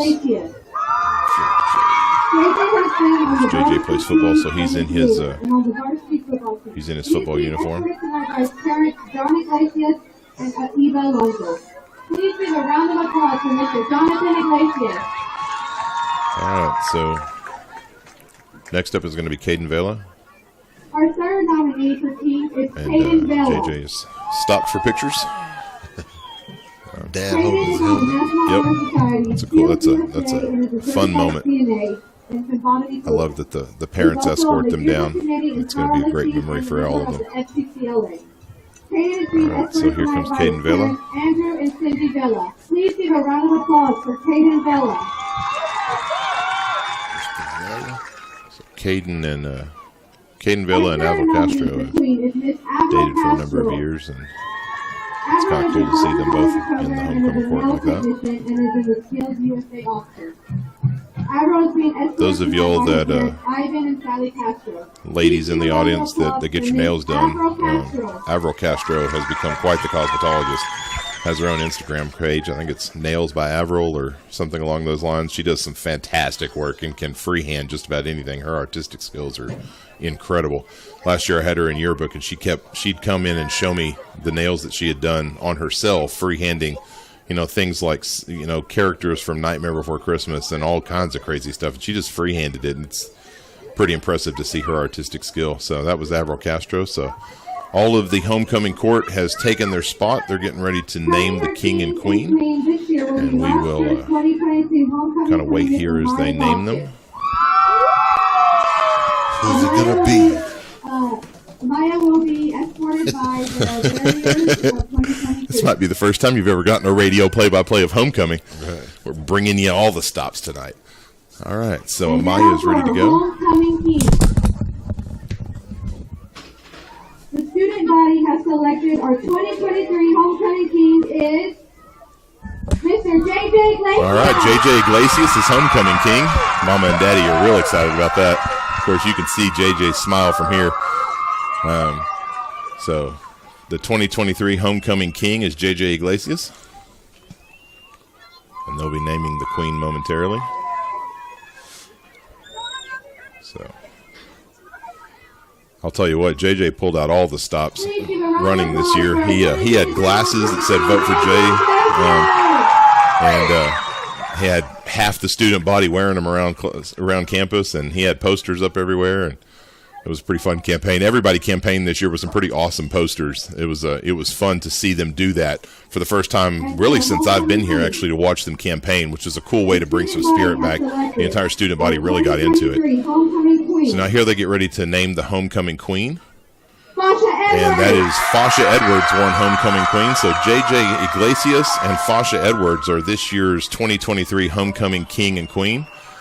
Fasha does a little bit of a dance there. Mom and Dad give her a hug, and they're super excited of their young lady. So, all right, there you go. So, I don't know if that's ever been done before, but we brought you play-by-play of the homecoming court and king and queen. So, hopefully you enjoyed that. And if you didn't, we successfully knocked off about 10 minutes off the clock. So, you didn't have to listen to too many commercials. Not that we don't want to thank our sponsors, but we know that doesn't always make for the greatest of broadcasts to have you listening to all of them. But we certainly do thank those people that are sponsoring us, and we're certainly thankful for your patronage here on Golden Tour Radio. Companies like SST Wealth Management, Stevens Telchick of Lamesa, Claiborne's Thriftway, and Wiley Implement.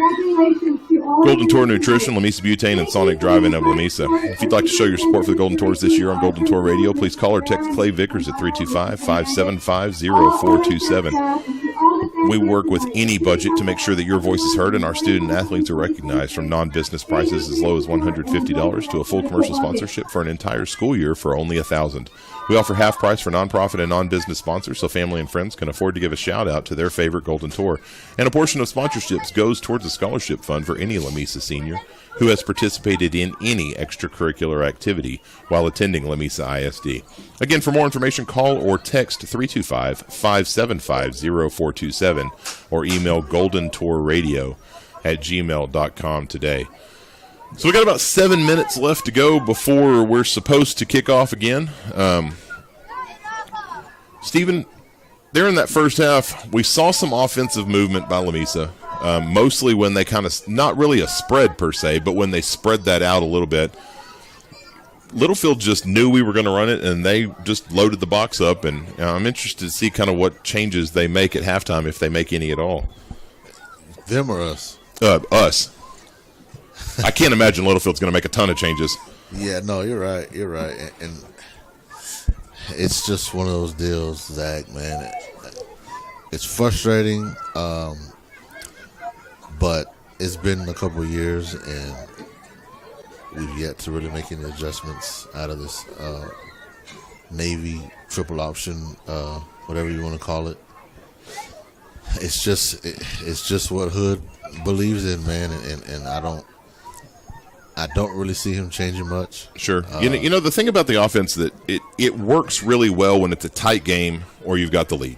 Yeah. And it's one that it's made for pulling time off the clock when you're in a tight game or you've got a good lead and you don't want to you don't want the clock to become a factor in your game, you know. And so that offense, it's good, but when you get into a situation like right now where you're down 34 points at the half, it doesn't lend itself well to quick scores, you know. And the only way you're getting a quick score is if you get, a pass to the flat or that option that they ran that got you 35, 40 yards. But that's not you're not getting that every down, you know, and this is one of those offenses that you're going to get chunks, and if everything runs right and everything is moving right, you're going to get yardage and you're going to get scores, but you may burn 4 or 5 minutes off the clock when you do that.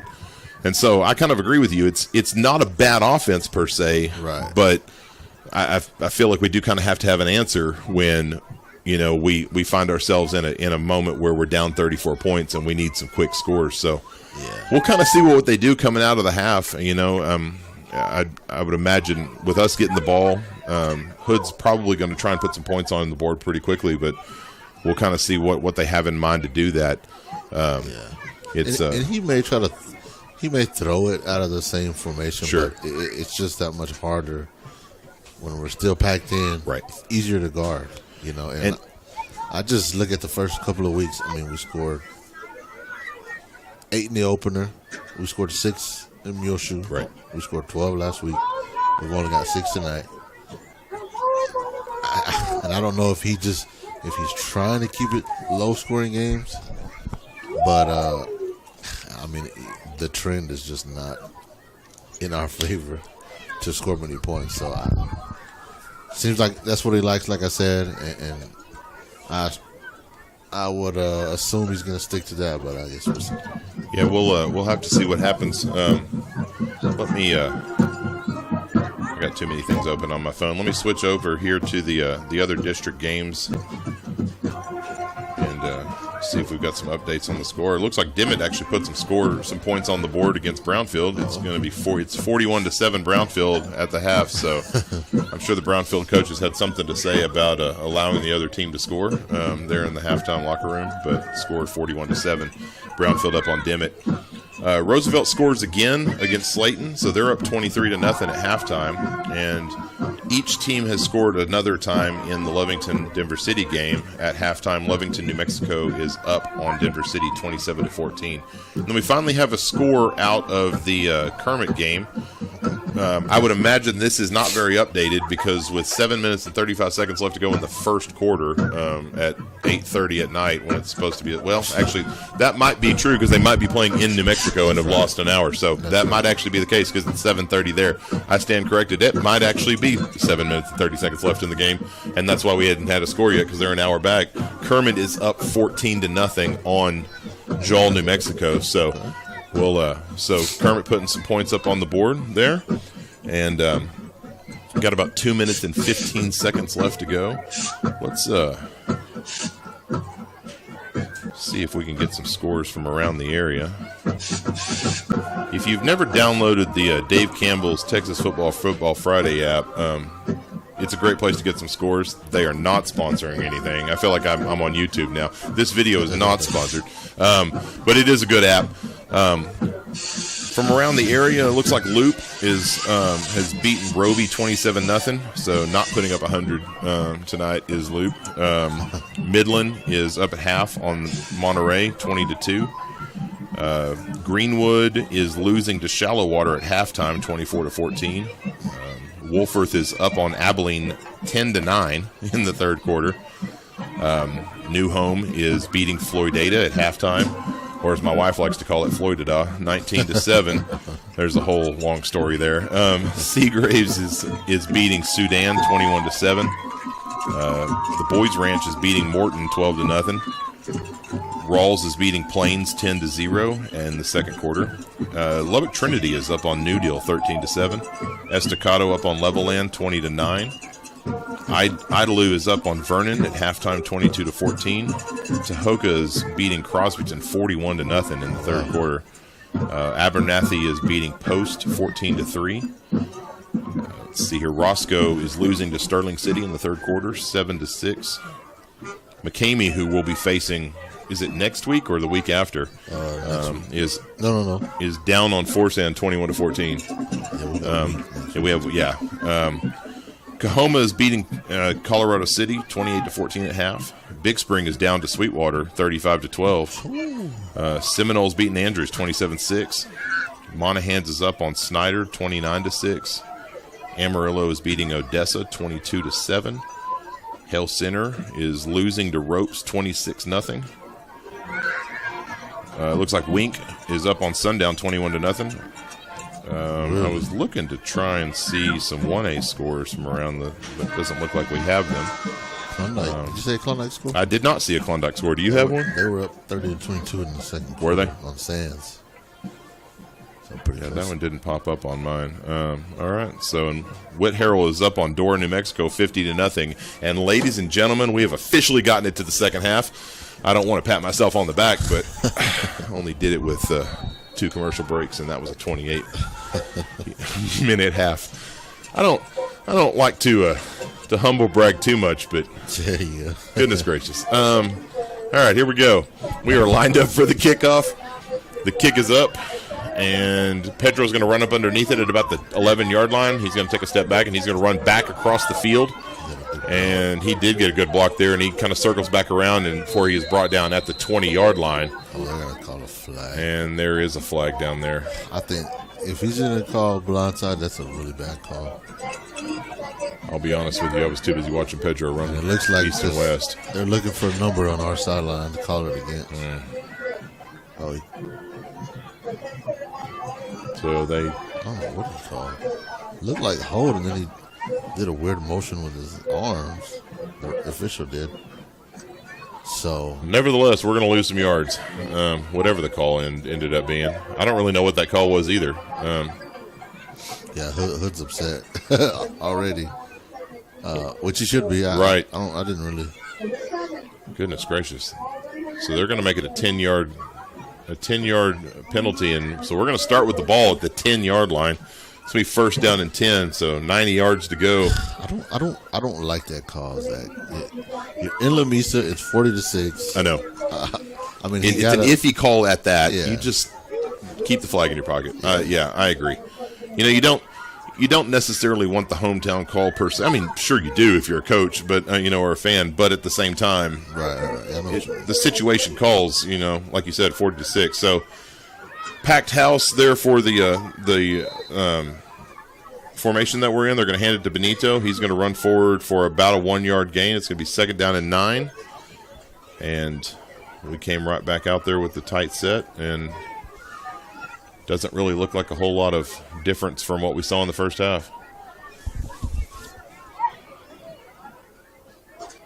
That was so Xavier Vela running the play in here in that tight flex bone set. They're going to send Braylon Hood in motion. They're going to air it out, and intended receiver was Diego Vidari, but it was about 5 yards ahead of him. Did you notice Hector's playing quarterback? He just threw that ball. No, sir, I did not. I kind of just assumed Pedro was out there. He may be, but Hector was the one that threw it. Hector's at the helm right now. All right, doing great work on the play-by-play. Stephen Carden helping me out there, but you're absolutely right. That is Hector. Pedro is. I don't even see Pedro. I don't see him on the sideline either. Hector with the pass to an open. Is that Braylon? Adam Garcia. You're right. I see Pedro. He's behind. And yep, you're right. So that would be a first down to the 21-yard line on the pass from Hector to Adam Garcia. Well, we come out and throw 2 passes in a run. Yep. So I take it back. There were some adjustments made at halftime. So now we've got one wide out here on the near side, and they're playing everybody up. They're going to hand the ball off to Benito, and he's going to push forward for about 2 yards. And not wasting a whole lot of time getting to the line of scrimmage. There looks like we're trying to move the ball a little bit quickly, but still, even with that, we're at 10 minutes and 22 seconds and counting. So it's one of those things where even if you are trying to move quickly, you're running the play in and not you're going to take a chunk of time off the clock here on this drive. For sure. I won't be surprised if they keep running it either. The clock, that is. Sure. So they're going to send Braylon Hood in motion. They're going to hand it off to Benito. He's going to find himself an opening, and he's going to push forward all the way down to the 45-yard line. Is Benito Barrios, and that's going to be good enough for a Golden Tornado first down. About a 25-yard gain on that run. So Good run in there by Benito Barrios. Great run, man. That's a little bit of what I saw last week out of Benito, man. Yeah, he did a good job of finding that seam, and once he found that seam was in the second level, that's one of the downsides of them stacking the box like they're doing, is that if you get into the second level, you've got a lot of room to run with. They're going to hand it to Benito again, and he's going to run to the outside, and he's going to get about 2 yards on the gain. It's going to bring him down 2nd and 8 from the 47-yard line. 9 minutes and 25 seconds still left to go in the third quarter. Clock continues to run. 40-6 ball game here. Littlefield up on top of the Golden Tornadoes here at homecoming in Lamesa, Texas. Yeah, kind of the same. I mean, pretty much the same offense, but seem to be moving a little more here. This guy's a lot way outside. So they're going to pitch the ball out to Braylon. Braylon's going to bounce back and forth a little bit, and he's going to get out to about the 49-yard line across the 50, and then he's going to get popped. And it's going to bring up third down. Well, they're going to give him the... Yeah, third and about 3. Yeah, so the ball is placed at the 49. The far side referee is at the 48, and so is the third down marker. So we're somewhere between the 50 and the 48. Unless they're both between things. Holy smokes. So they're going to send Braylon Hood in motion. Hector's going to fake the pitch, and he's actually going to pass it forward to an open Benito Barrios, who's going to catch it. He's going to get popped and is going to bounce off that tackle and is going to move forward for another 2 or 3 yards down to the 35-yard line, rather. And that's going to be good enough for a Golden Tornado first down. So solid movement on the part of the Golden Tornadoes. Again, clock continues to run. We're at 8 minutes and counting. So it's a good drive, but you've already knocked off about 4 minutes off the clock here in a 36-point ball game. So in tight, they're going to send Elijah Maldonado in motion. They're going to hand it off to Benito, and he's going to go to work. Going to get about a 1-yard gain on that drive off the strong side corner there on the far side of the field. Lamesa moving left to right here in the third quarter, in the same direction that they were moving in the first quarter. Who's 62? 62 is... Wait, I can answer this. Ruben Cardoza. I think I know him. Maybe if I see his face. He's getting in trouble on the sideline. I say that about a lot of kids at school. So Hector's going to pass the ball to Elijah Maldonado, who's going to bounce off several defenders, and he's still going to be up. He's fighting for everything he's got there. And he's going to be all the way down to the 18-yard line. Great second effort by Elijah Maldonado there for the Golden Tornado first down. Yeah, what an effort, man, by him, and it's good to see that the boys are still showing some fight, man. Absolutely. 6 minutes, 57 seconds left to go in the third quarter, 40-6 ball game. Littlefield is up on top. 2 receivers set, 1 to either side. Hector's going to drop back, and he's going to pass it to Braylon Hood, and Braylon's going to drop hard. Yeah, he kind of went down a little awkwardly there. Yeah, and there was some hands in on that play, going for the ball and him, and it almost horse collar-esque. I don't know, but Braylon's going to jog off to the sideline. Hopefully, he's all right. Yeah, we just ran that little flat pass play that we've been running, but Littlefield. If you notice, they moved their outside linebacker out a little bit, and they've kind of adjusted to that. So hopefully we see that and make another adjustment ourselves. But we will see. Oh, that's going to be a flag. That's going to be a flag. So, was, 32 is the Vela kid. Okay, so I'm going to ask you, because you've refed some games. When they do this number here, they're trying to get you to reset the play clock, right? Yes. Okay, so I don't know that I would have called that false start, because they were trying to reset the play clock. They didn't reset the play clock. It was at 3 seconds. Lamesa saw that it was at 3 seconds and hustled to the line, right. And that's why they got the false start, was because they were trying to get the play off, because they didn't know they were trying to reset the thing. Yeah. I don't know that I would have called that false start. That was kind of a janky call there, because they were trying to get it to reset, and they didn't, and they went ahead and called it anyways. That was kind of messed up. But nevertheless, they backed it up 5 yards. It's 2nd and 15. Hector is got some people in his face, and they called a flag. They're going to call incomplete pass. And hopefully that near side, boy, the white hat at the back, he is really just not calling much for Lamesa tonight. Yeah, I mean, it's right in front of him. I know. don't understand how he didn't see that. But we're going to get the ball back. Yeah. We should get the ball back here. I'm not sure if it's going to be pass interference or holding. So it's personal foul, face mask. Okay. And they are going to give it back to us because the near side referee called it an incomplete pass. Yeah, it's kind of, as an official, you don't really like.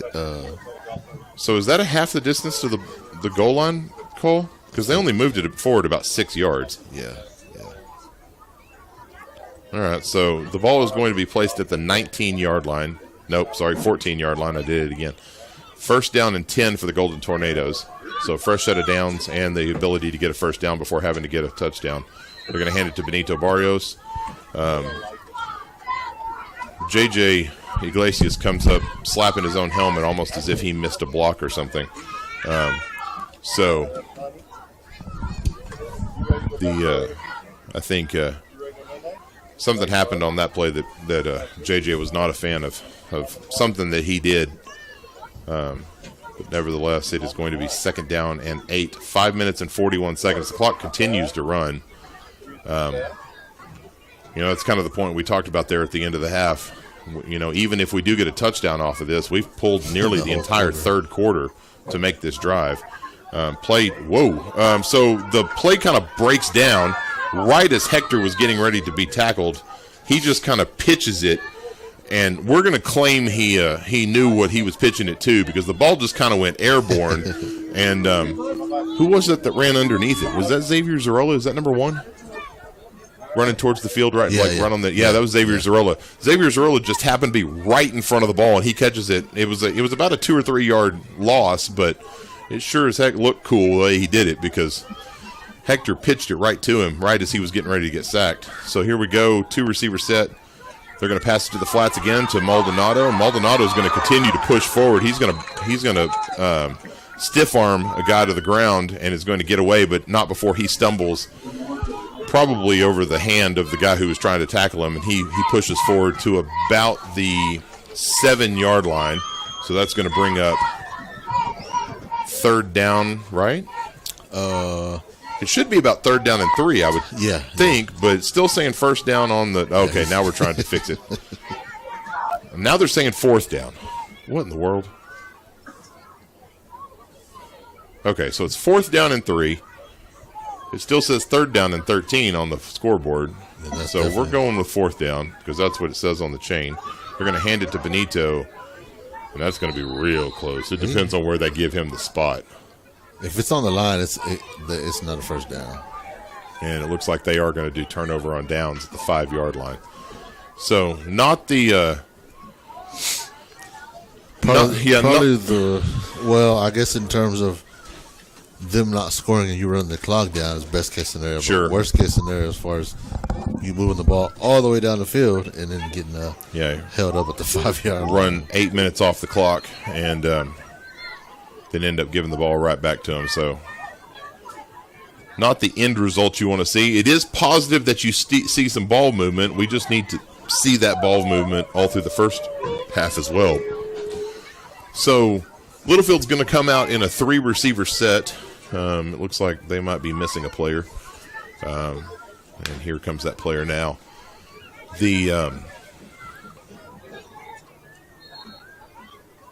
Our defense is not really playing.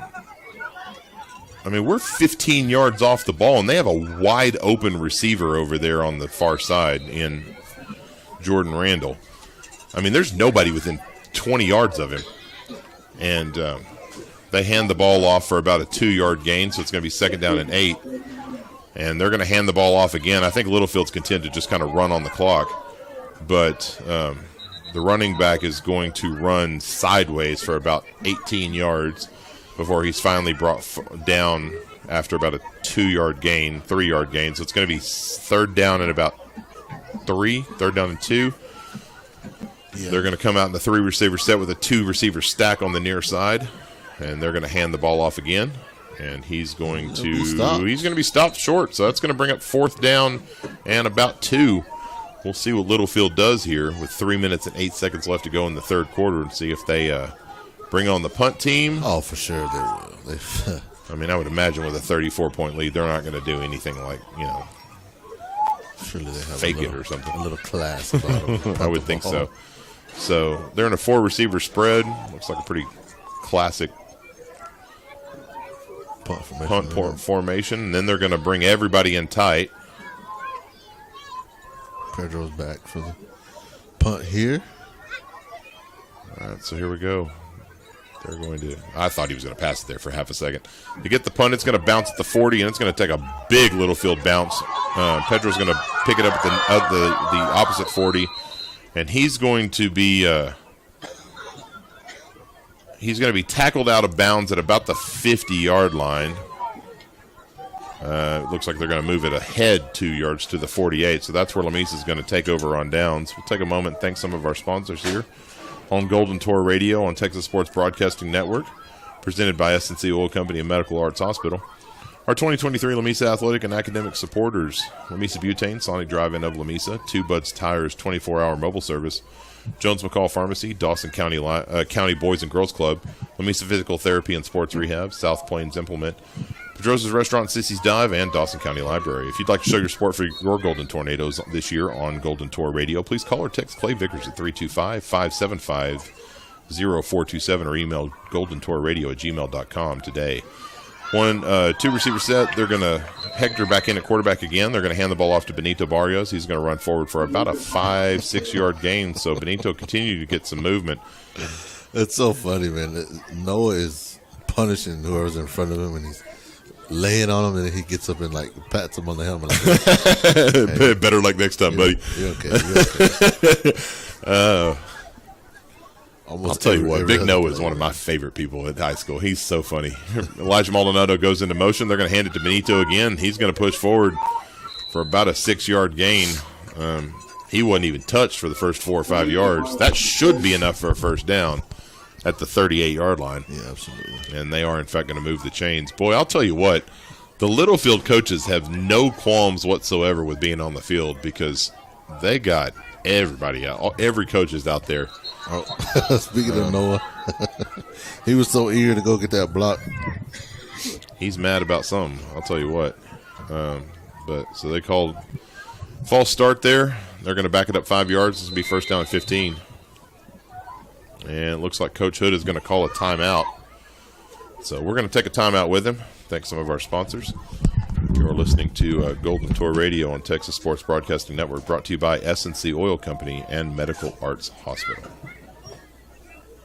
Did you know Claiborne's Thriftway in Lamesa has supported all of our area youth for decades? Enjoy local, friendly, hometown shopping at Claiborne's with special deals throughout the store. The smell of the fresh deli is a popular spot at Claiborne's, offering up fast and fresh hot lunches and dinner on North 4th Street in Lamesa.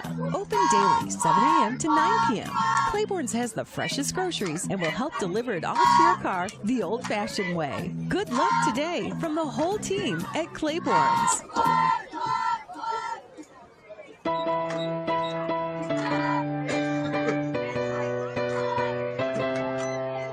Hey parents, grandparents, Golden Tour fans, did you know that you can show your support right here on Golden Tour Radio for your special tour or lady tour for less than a cup of coffee a day? Whether they're on the field, court, track, you can even show your support for those that are shying in the band, on the stage, arena, and in the classroom. Prices are half off for non-business sponsors, which allows you to show your support for all Golden Tour students all year long for just $150. We work with payments too. Just call or text Goonie at 325-575-0427. That's 325-575. We're going to cut that promo short because we are back. And first pass to Elijah Maldonado is going to be about a 3-yard gain. So it's going to be second down and 11 for the Golden Tornadoes. And we've got a minute and 10 seconds left to go in the third quarter. 40-6 ball game here in Lamesa for homecoming against Littlefield. Littlefield up on top. And It's going to be he's going to drop back and pass it to number 3, Diego Vidari. And Diego somehow caught that. It went right through the hands of Jordan Randall. I mean, right through his hands and into the hands of Diego Vidari. Credit Diego, man. For he brought that down and was tackled at about a 12-yard line. So we're looking at first down and 10 from the 12. 49.4 seconds left to go in the third quarter. And here comes Lamesa in a one-receiver set. They're going to send Braylon Hood in motion. They're going to hand it to Benito. He's going to jump over somebody, and it's going to make it all the way down to the 1-yard line. Great running by Benito. I'll tell you what, that is some solid running here in the second half by Benito Barrios. 33 seconds and counting left here in the third quarter. I would imagine we'll probably get another play in because the play clock and the game clock are pretty well synced at this point. In fact, it looked like the play clock might be about a second or 2 ahead. And they're going to hand it to Benito, and he's going to push forward in for the touchdown. So with 14.7 seconds left to go in the third quarter, the score is 40-12. And Hector is motioning like he wants to go for 2. Adam Garcia is going to run the play out.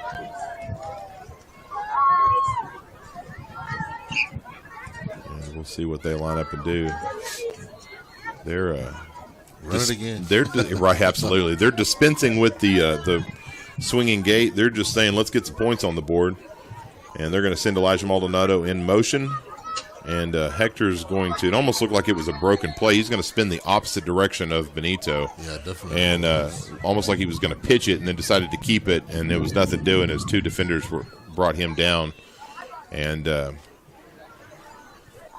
was no good on the 2-point conversion. So we'll take a quick break, thank one of our sponsors. We'll be back here in just a second. You're listening to Golden Tour Radio on Texas Sports Broadcasting Network, brought to you by S&C Oil Company.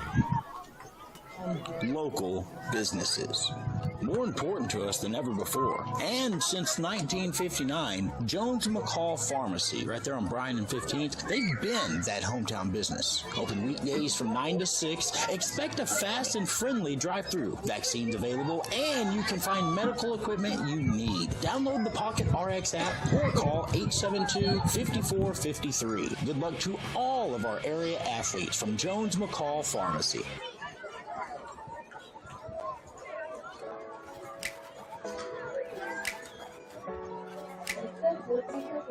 You made the rain, so when it falls on me, should I complain? Or feel you calling me, it's all on me to stay and really catch what you show. It's my roots that you're growing, cause life is more than this moment. You are the light, so when the darkness falls, the greatest heights, they never seem so. And we are back here in Lamesa, Texas. Score is 40-12. Littlefield on top. Kick is up. And it is fielded out of the 25 by number 3. He's going to run to the far side of the field. He's going to cut in on a defender. And Braylon Hood's going to come in and jump just tackle. Pop him. Yeah, he wasn't having anything to do with that one. So he brings him down at the looks to be about the 42. I swear he's in between the lines again. 43-yard line. Yeah, we'll call it the 43. Sure. Man. Nope, 38. Well, I tell you what, Steven. I know it would confuse everybody else here, but they need to just write a number on every single line so that I know what's going on. Oh, gosh. You know, I'm 40 years old. I've been watching football for about 39 of my 40 years, and I still get confused by the lines on the you'd think I'd have that down by now. Easiest part of football. Oh, Lord. So here comes Littlefield in the 3-receiver set, 2 to the near side. They're going to pass it into the flats to that near side. Number 2 is going to lower his head and is going to run over. Who is that? Xavier Zorilla. He's hurt. Yeah, he came up with a limp. He hurt his ankle in the first scrimmage, and this is his first game back. I look like he's limping again on the ankle. So hopefully that young man is good. We're into the third quarter here. So one play off for Littlefield here in the third quarter before the clock runs out. The score is 40-12 with 1 quarter left to play. We'll go ahead and thank one of our sponsors, and we'll bring it back here in just a second. You are listening to Golden Tour Radio on Texas Sports Broadcasting Network, brought to you by Medical Arts Hospital. Means more to South Plains Implement than just making sure your John Deere equipment is up to date with the latest in precision ag technology.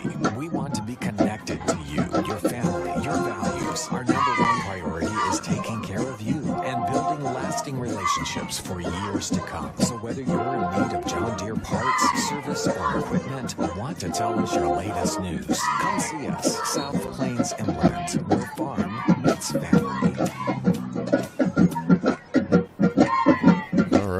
So here we go to start the fourth quarter.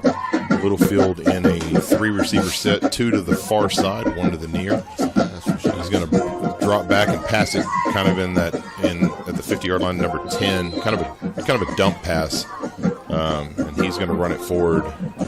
And it looks like Littlefield is not looking to run the clock down on this one. They're already back, and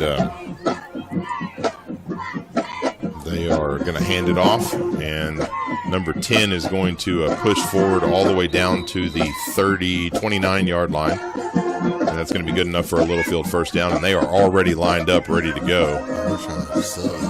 And they're going to call a flag, and it's going to be offsides or 12 men on us because number 50 was trying to get off the field, and they were looking to snap the ball, and that was Ivan Gutierrez. I just don't think – I think there was a miscommunication on the fact that they were trying to get a play off as fast as they were, and they got us on the offsides there. So that's going to be first down and 5 from the 25-yard line. Now we're set up and ready to go. 3-receiver set, 2-receiver stack there on the far side. They're going to hand it off to number 10 again. He's going to – lose his footing and kind of fall into the who is that? I'll wait for him to turn around so he can give me his number. I don't think he's going to do that. Number 99? Who is number 99? Is it? I do not have a 99 on here.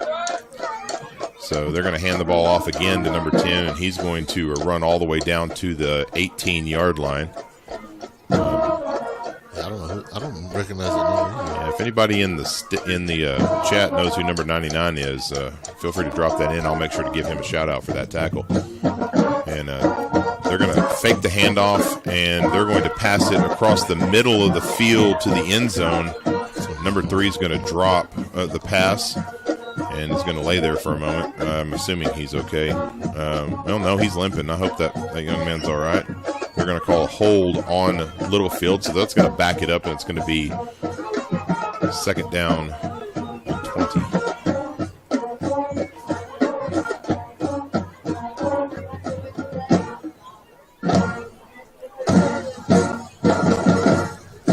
Yeah, surprised. I know, he really hasn't thrown much all game long, especially against Littlefield. So here comes Littlefield again. Same set they've had. 3-receiver set, 2 to the far side. Full back up, right on the right up on the line. They're going to call offsides with contact against Lamesa.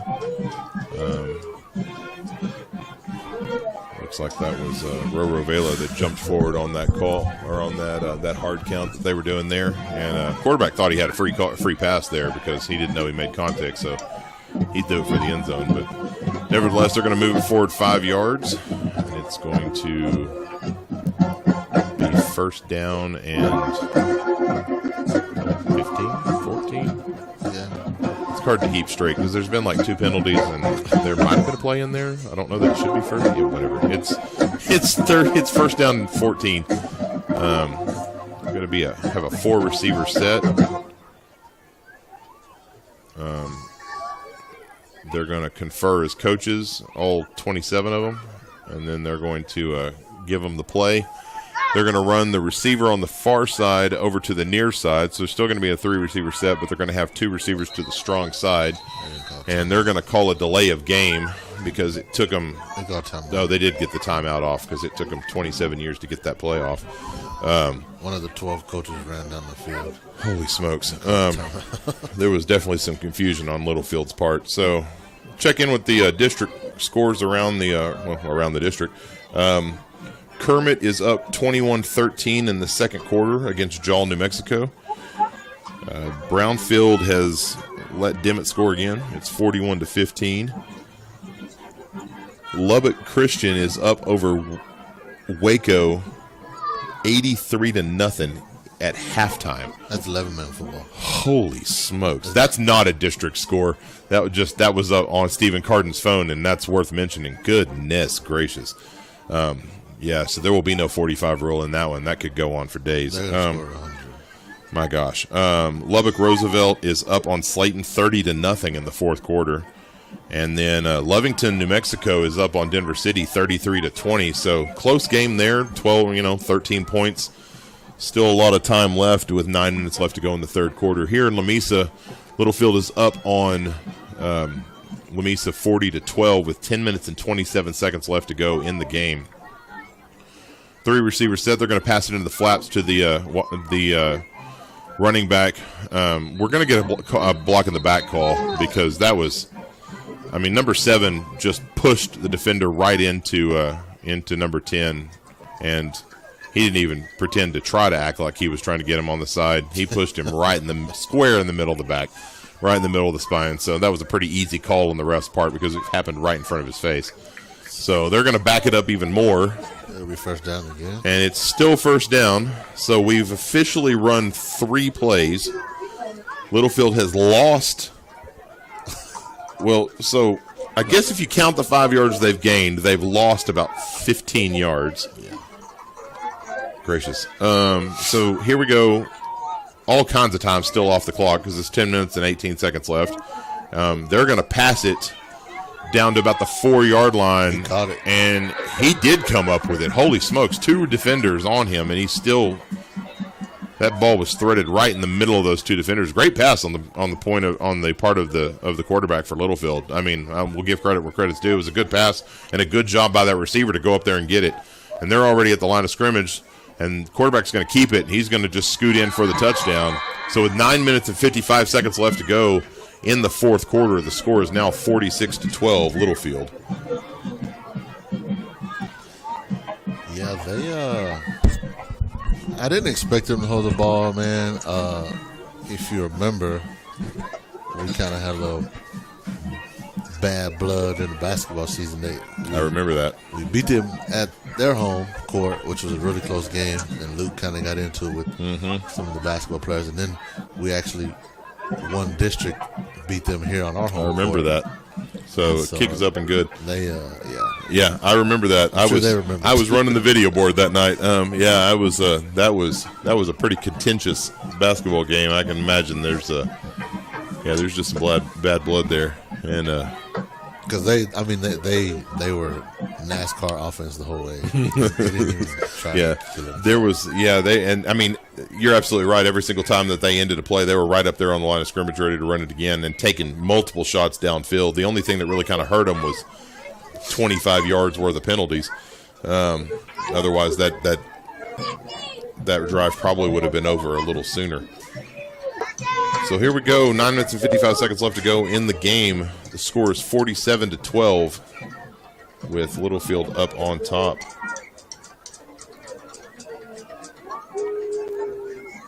We certainly appreciate our 2023 Lamesa Athletic and Academic supporters. Sonic Drive-In of Lamesa, Lamesa Butane, Two Goods Tires, 24-hour mobile service, Jones McCall Pharmacy, Golden Shore Nutrition, Wiley Implement, and Dawson County Boys and Girls Club. If you'd like to show your support for the Golden Tours this year on Golden Tour Radio, please call or text Clay Vickers at 325-575-0427. A portion of sponsorship goes towards a scholarship fund for any Lamesa senior who has participated in any extracurricular activity while attending Lamesa ISD. Again, for more information, call or text Clay Vickers at 325-575-0427 or email goldentourradio@gmail.com today. Kick us up. That is Pedro going to be underneath it. He's going to field it at about the 10. He's going to, there was a touchdown saving tackle is what that was, because he had broken through the defenders, and he was set to split 2 more, and the guy behind him just kind of tripped him up barely, and he lost his balance. Otherwise, that would have been off for the races. Yeah, he had already split those 2 defenders, and I don't think if he hadn't been tripped, I don't think they would have converged on him fast enough, and it would have been wide open. I don't know that he would have scored, but he definitely would have gotten close because Pedro's got some speed out in the open field. For sure. All right, here we go with 9 minutes and 49 seconds left to go in the ball game. Lamesa with the ball again. Looks like Hector is back at quarterback again. They're going to look to see and get the ball going here. They're going to send Braylon Hood in motion. They're going to trap play again there to Elijah Maldonado. He's going to cut to the inside. He's at the 50, 45, 40, 35, 30, 25, and he's finally brought down by Jordan Randall at the 20-yard line. Jordan came all the way over from the other side of the field, showing that speed there for the Littlefield Wildcats, but not before Elijah Maldonado was able to break free. Yeah, that was a great play by Jordan from the backside.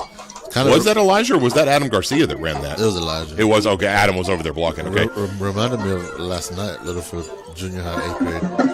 He was gone on the far side, and Nate ran from about the 20, caught him at the 5, and made him fumble it and recovered it. Goodness gracious. All right, they're going to hand it off to Benito. Benito's going to cut back off the side back to the middle of the field, and they had every single Wildcat in the box ready for that one. And there was nothing doing as they got about a 2-yard gain on that, so it's going to be 2nd down and 8 from the 18-yard line. It's kind of weird. It's like the whole team stunned to the way the ball was going. And I don't know if they just read what was going on or what, but yeah, you're right. All 10 players that were in the box shifted the direction that Benito was going, and there was nothing doing. All right, so here we go. Strong side to the near side over here. They're going to send Elijah in motion, and they're going to hand it to Benito again, and he's going to push his way forward down to the 10-yard line. Solid running by Benito Barrios. A shout out to Misa real quick. Me and Zach travel a few places, man, and our press boxes.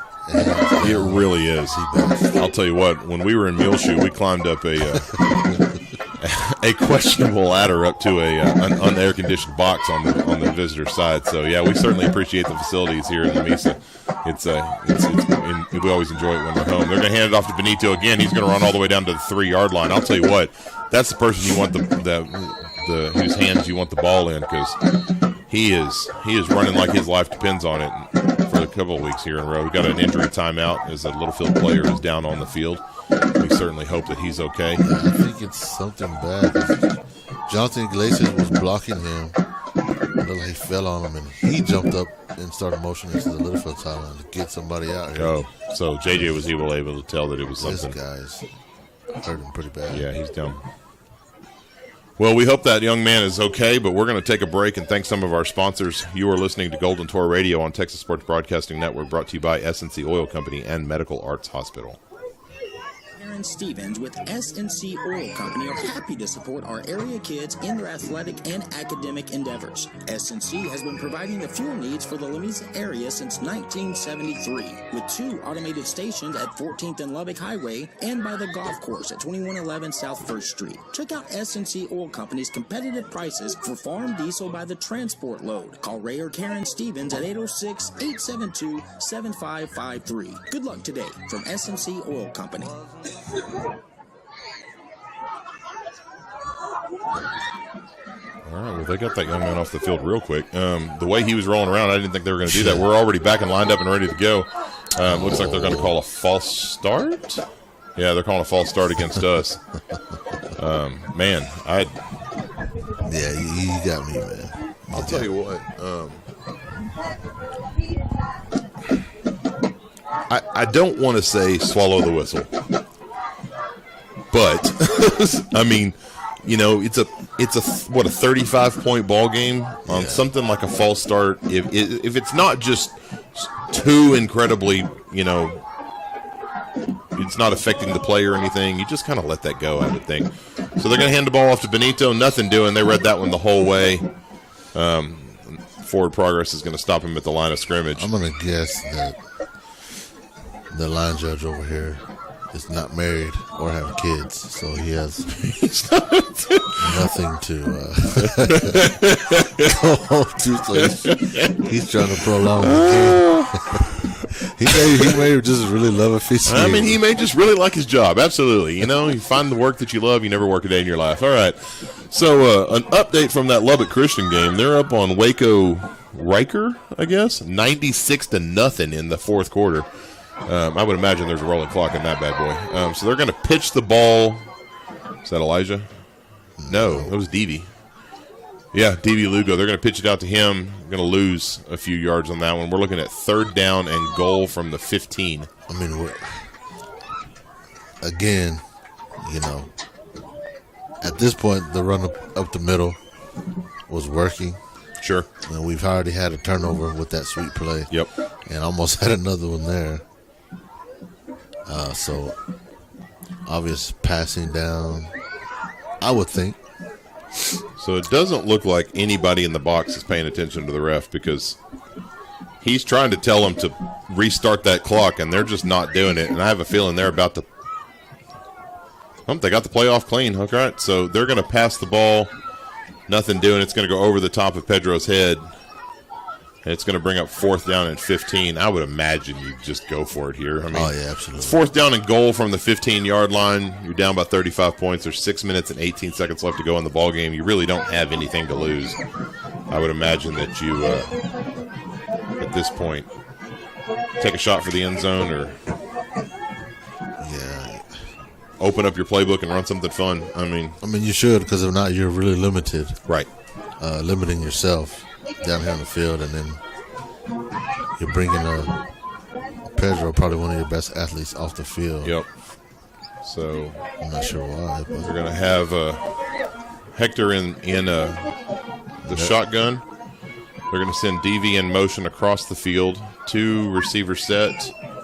He's going to pass it over the top of the defender to Elijah Maldonado, and they're going to call a flag, but I don't know if they're going to call this against Littlefield or not, because there was contact on both sides. It really, yeah, he's in the call to this. I mean, you would think he would, but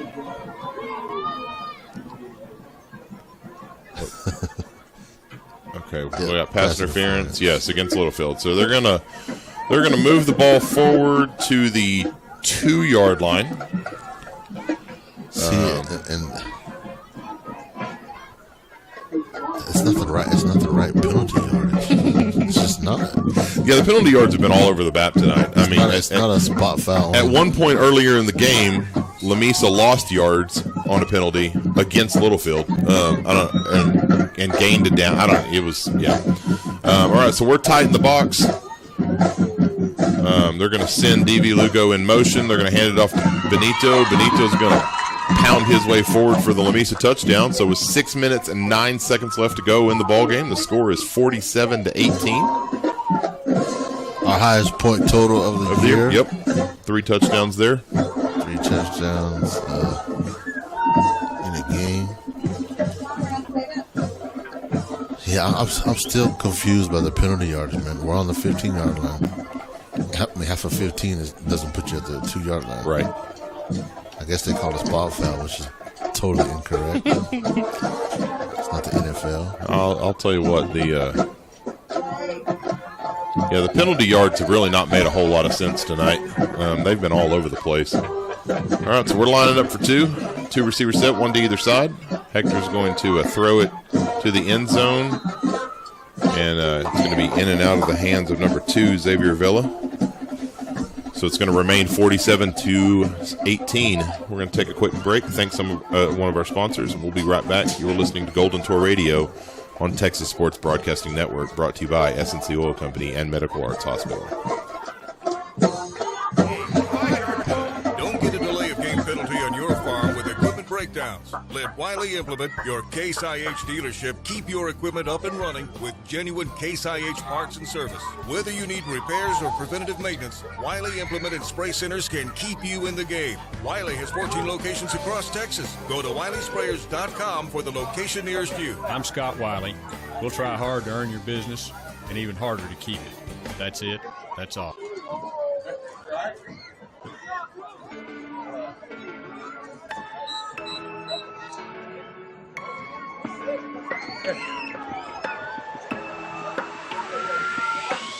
Some days life feels perfect, Other days it just ain't working. The good, the bad, the right, the wrong, and everything in between.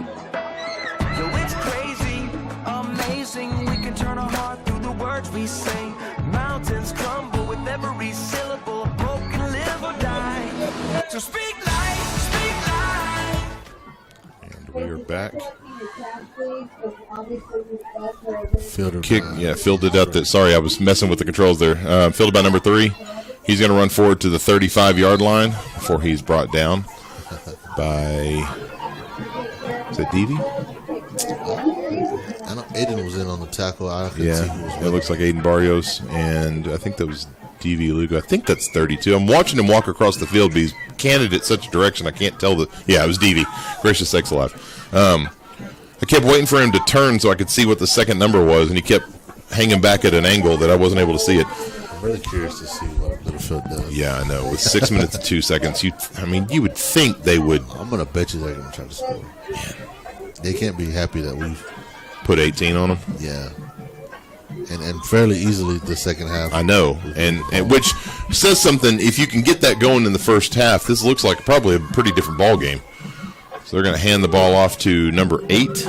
He's going to push forward for about 4 yards to the 39-yard line. So it's going to be 2nd down and 6. Yeah, and it's kind of been a trend for us too. We kind of tend to shoot ourselves in the foot early and give up whether it's field position or fumble or something that gives them short field a couple of times. And it seems once they, 14, 21-0, it's just hard to come back. Absolutely. And our second half, on all the second halves this year, we've moved the ball really well in the second half.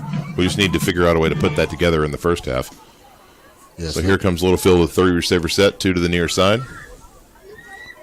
They're going to hand it off again. He's going to run right up the middle, and some of his defenders are going to push him forward past the first down marker to the 46-yard line. It's going to be 1st down 10 for the Littlefield Wildcats. Yeah, it's literally, 12-7 the second half? Yeah, it is. Yeah, it was 40-6 at halftime, so yeah, you're right. So 7 points for them and 12 for us. So, there again, even with that fast-moving offense for Littlefield, they're still so far in this second half have only put 1 score on the board. You have a half like that in the first half, and we're actually up. They're going to hand the ball off again. They're going to run forward to the 50-yard line. You have a 12-7 first half and a 12-2 second half, and you're up by 2 touchdowns or more, if my math is right. Hood's laying into the D coordinator. He's really upset about something. So 4 minutes and 7 seconds left to go in the ball game. Littlefield up 47-18 here at homecoming.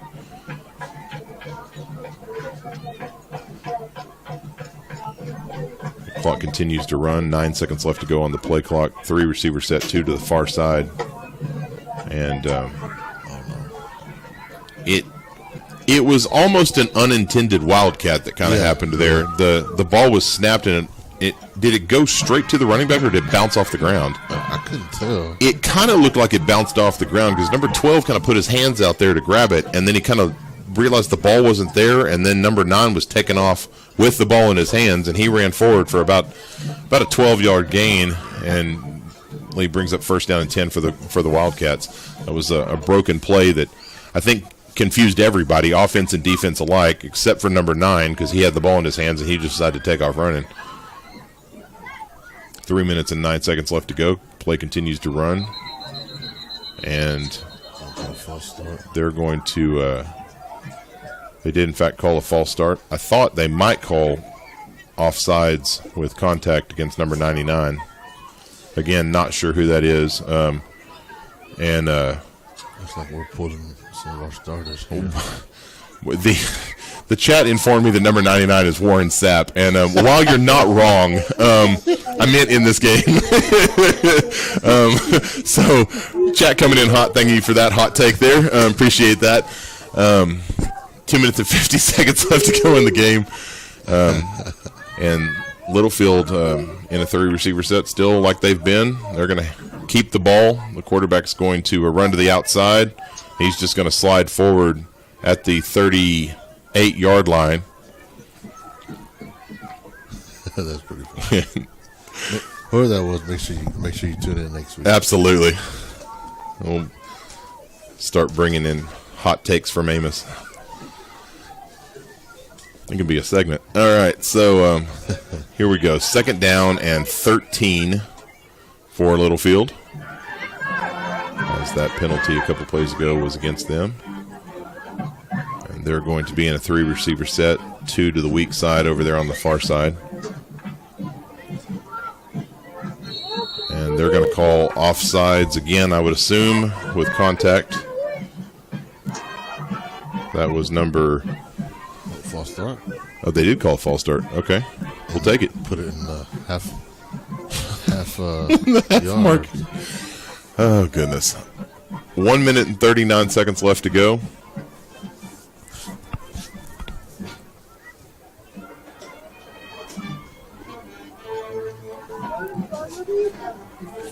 Winding down here. Maybe they'll nail it. Maybe not. With 3rd down and 19, I doubt it. So they're going to hand the ball off to number 9. He's going to break into the secondary, and he's actually probably going to score as he gets to the 10, the 5, and he is, in fact, going to be in for the touchdown. Not what you wanted to see there, but... we got a scuffle going on over here with... Yeah, that's Jamie Sanchez and somebody. The flag is thrown. We'll see who it's against. It would be so nice if somehow they brought it back. I know.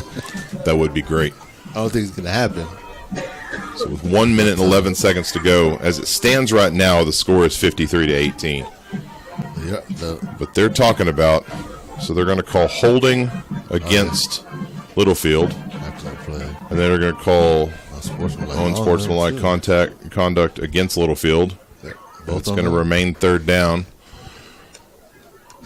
I'm really interested to see what Littlefield runs now. And I'm also really interested to see where they place this ball. So I think I want to say you can only take one of the penalties. So obviously, I imagine you take the unsportsman. Yeah, but it looks like they're marking off both of them. It looks like they might be. Holy smokes! Maybe because the holding was during the play. Oh, and the unsportsmanlike conduct was after. All right, so the ball is now placed at the 35-yard line on the opposite end of the field. So 10, 15, 20, 10, 20, 30, about 36 yards to go on 3rd down. Yeah, I'm kind of interested to see what they run here, too. They got to throw deep. Surely not. With a minute left to go, up by 30. Yeah, I mean, you're right. They might be right. Throw deep. You have no class. All right, so here they go. They're going to hand it off. All right. Maybe they have a little class. And they're going to move forward for about 2 yards. It's going to bring up 4th down and 36. Or 4th down and 36, rather. And there's 34 seconds left to go. 34 on the... I would imagine that's probably going to run it out. Yeah. I would even just... Well, the play clock's ahead of the... behind the... Yeah, no, the play clock's a little bit ahead. 19 and 20 on the... Yeah, so it looks like they're probably going to run it out, I would imagine. Yeah, they're calling all their players in. So that's going to do it from Lamesa here at homecoming. Not the outcome that we wanted to see. Lamesa falls to 0-4 on the year. Final score is 47-18. Littlefield winning here at homecoming. We appreciate everybody that has joined us this evening, and we will see you next week here on Golden Tour Radio on Texas Sports Broadcasting Network. Have a great evening, everybody.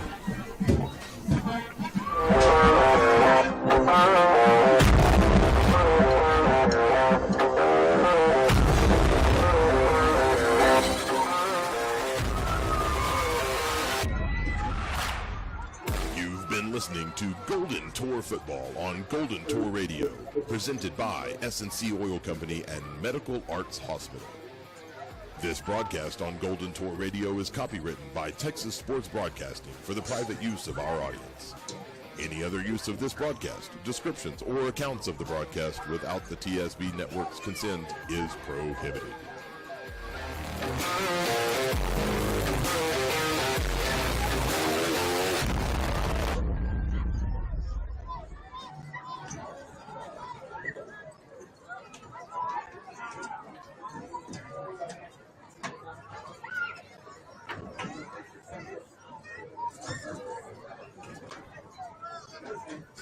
Okay, our tutorials will show you how to fold the uniform up here, but we still keep our feet still. So when we go inside, no one will leave, so we all do it the same.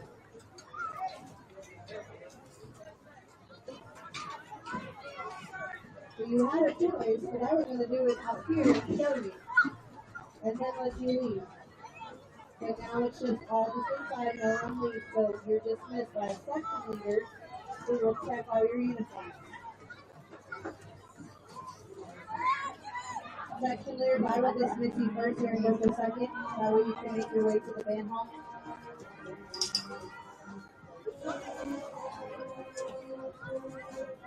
Stand still on your side.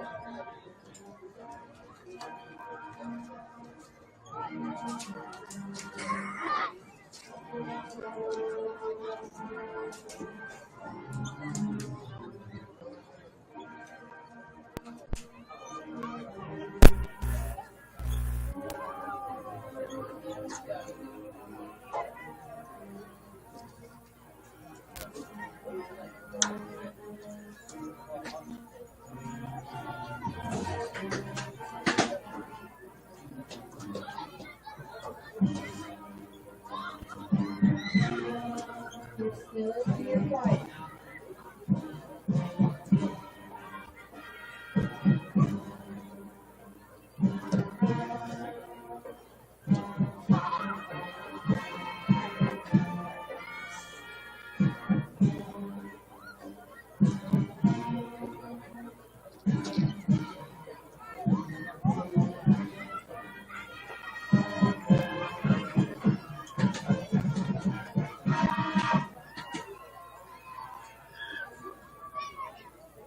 We're up for something. You're set. Try to stand up. 1, 2, 3, 4, and 1. Come on, Carrie. Zayden.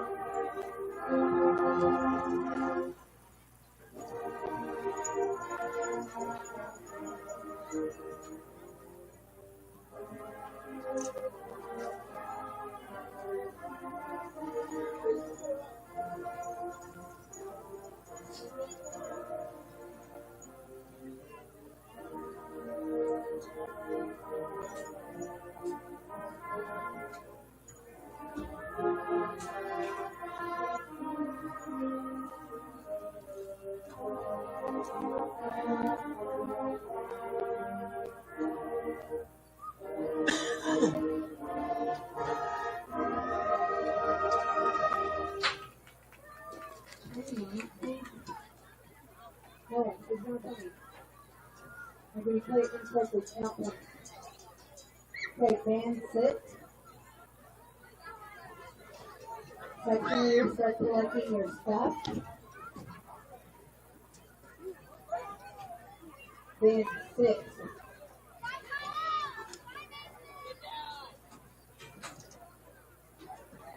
Elise, go grab that, please.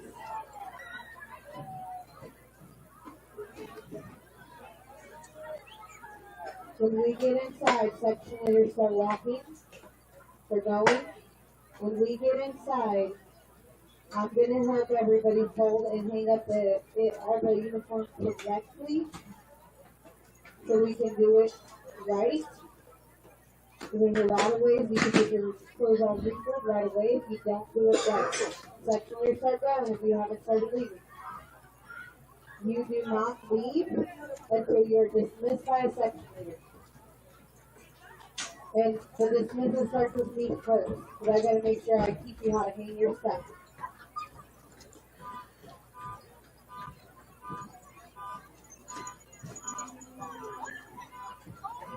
The faster you clean up your areas, everything's better. You can be dismissed by band directors. The teachers, when you're ready, you can let them go. But they're still not out sitting either.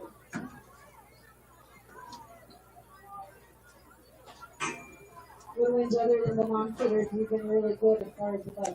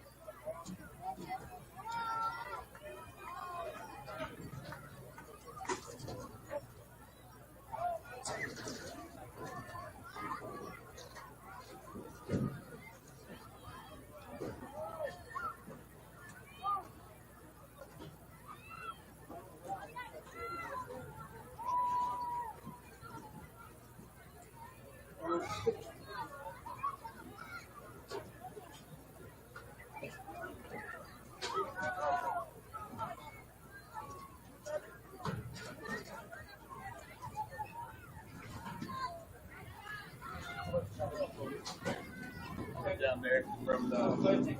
Yeah, we can, and then we'll just put them crap on the rest of them.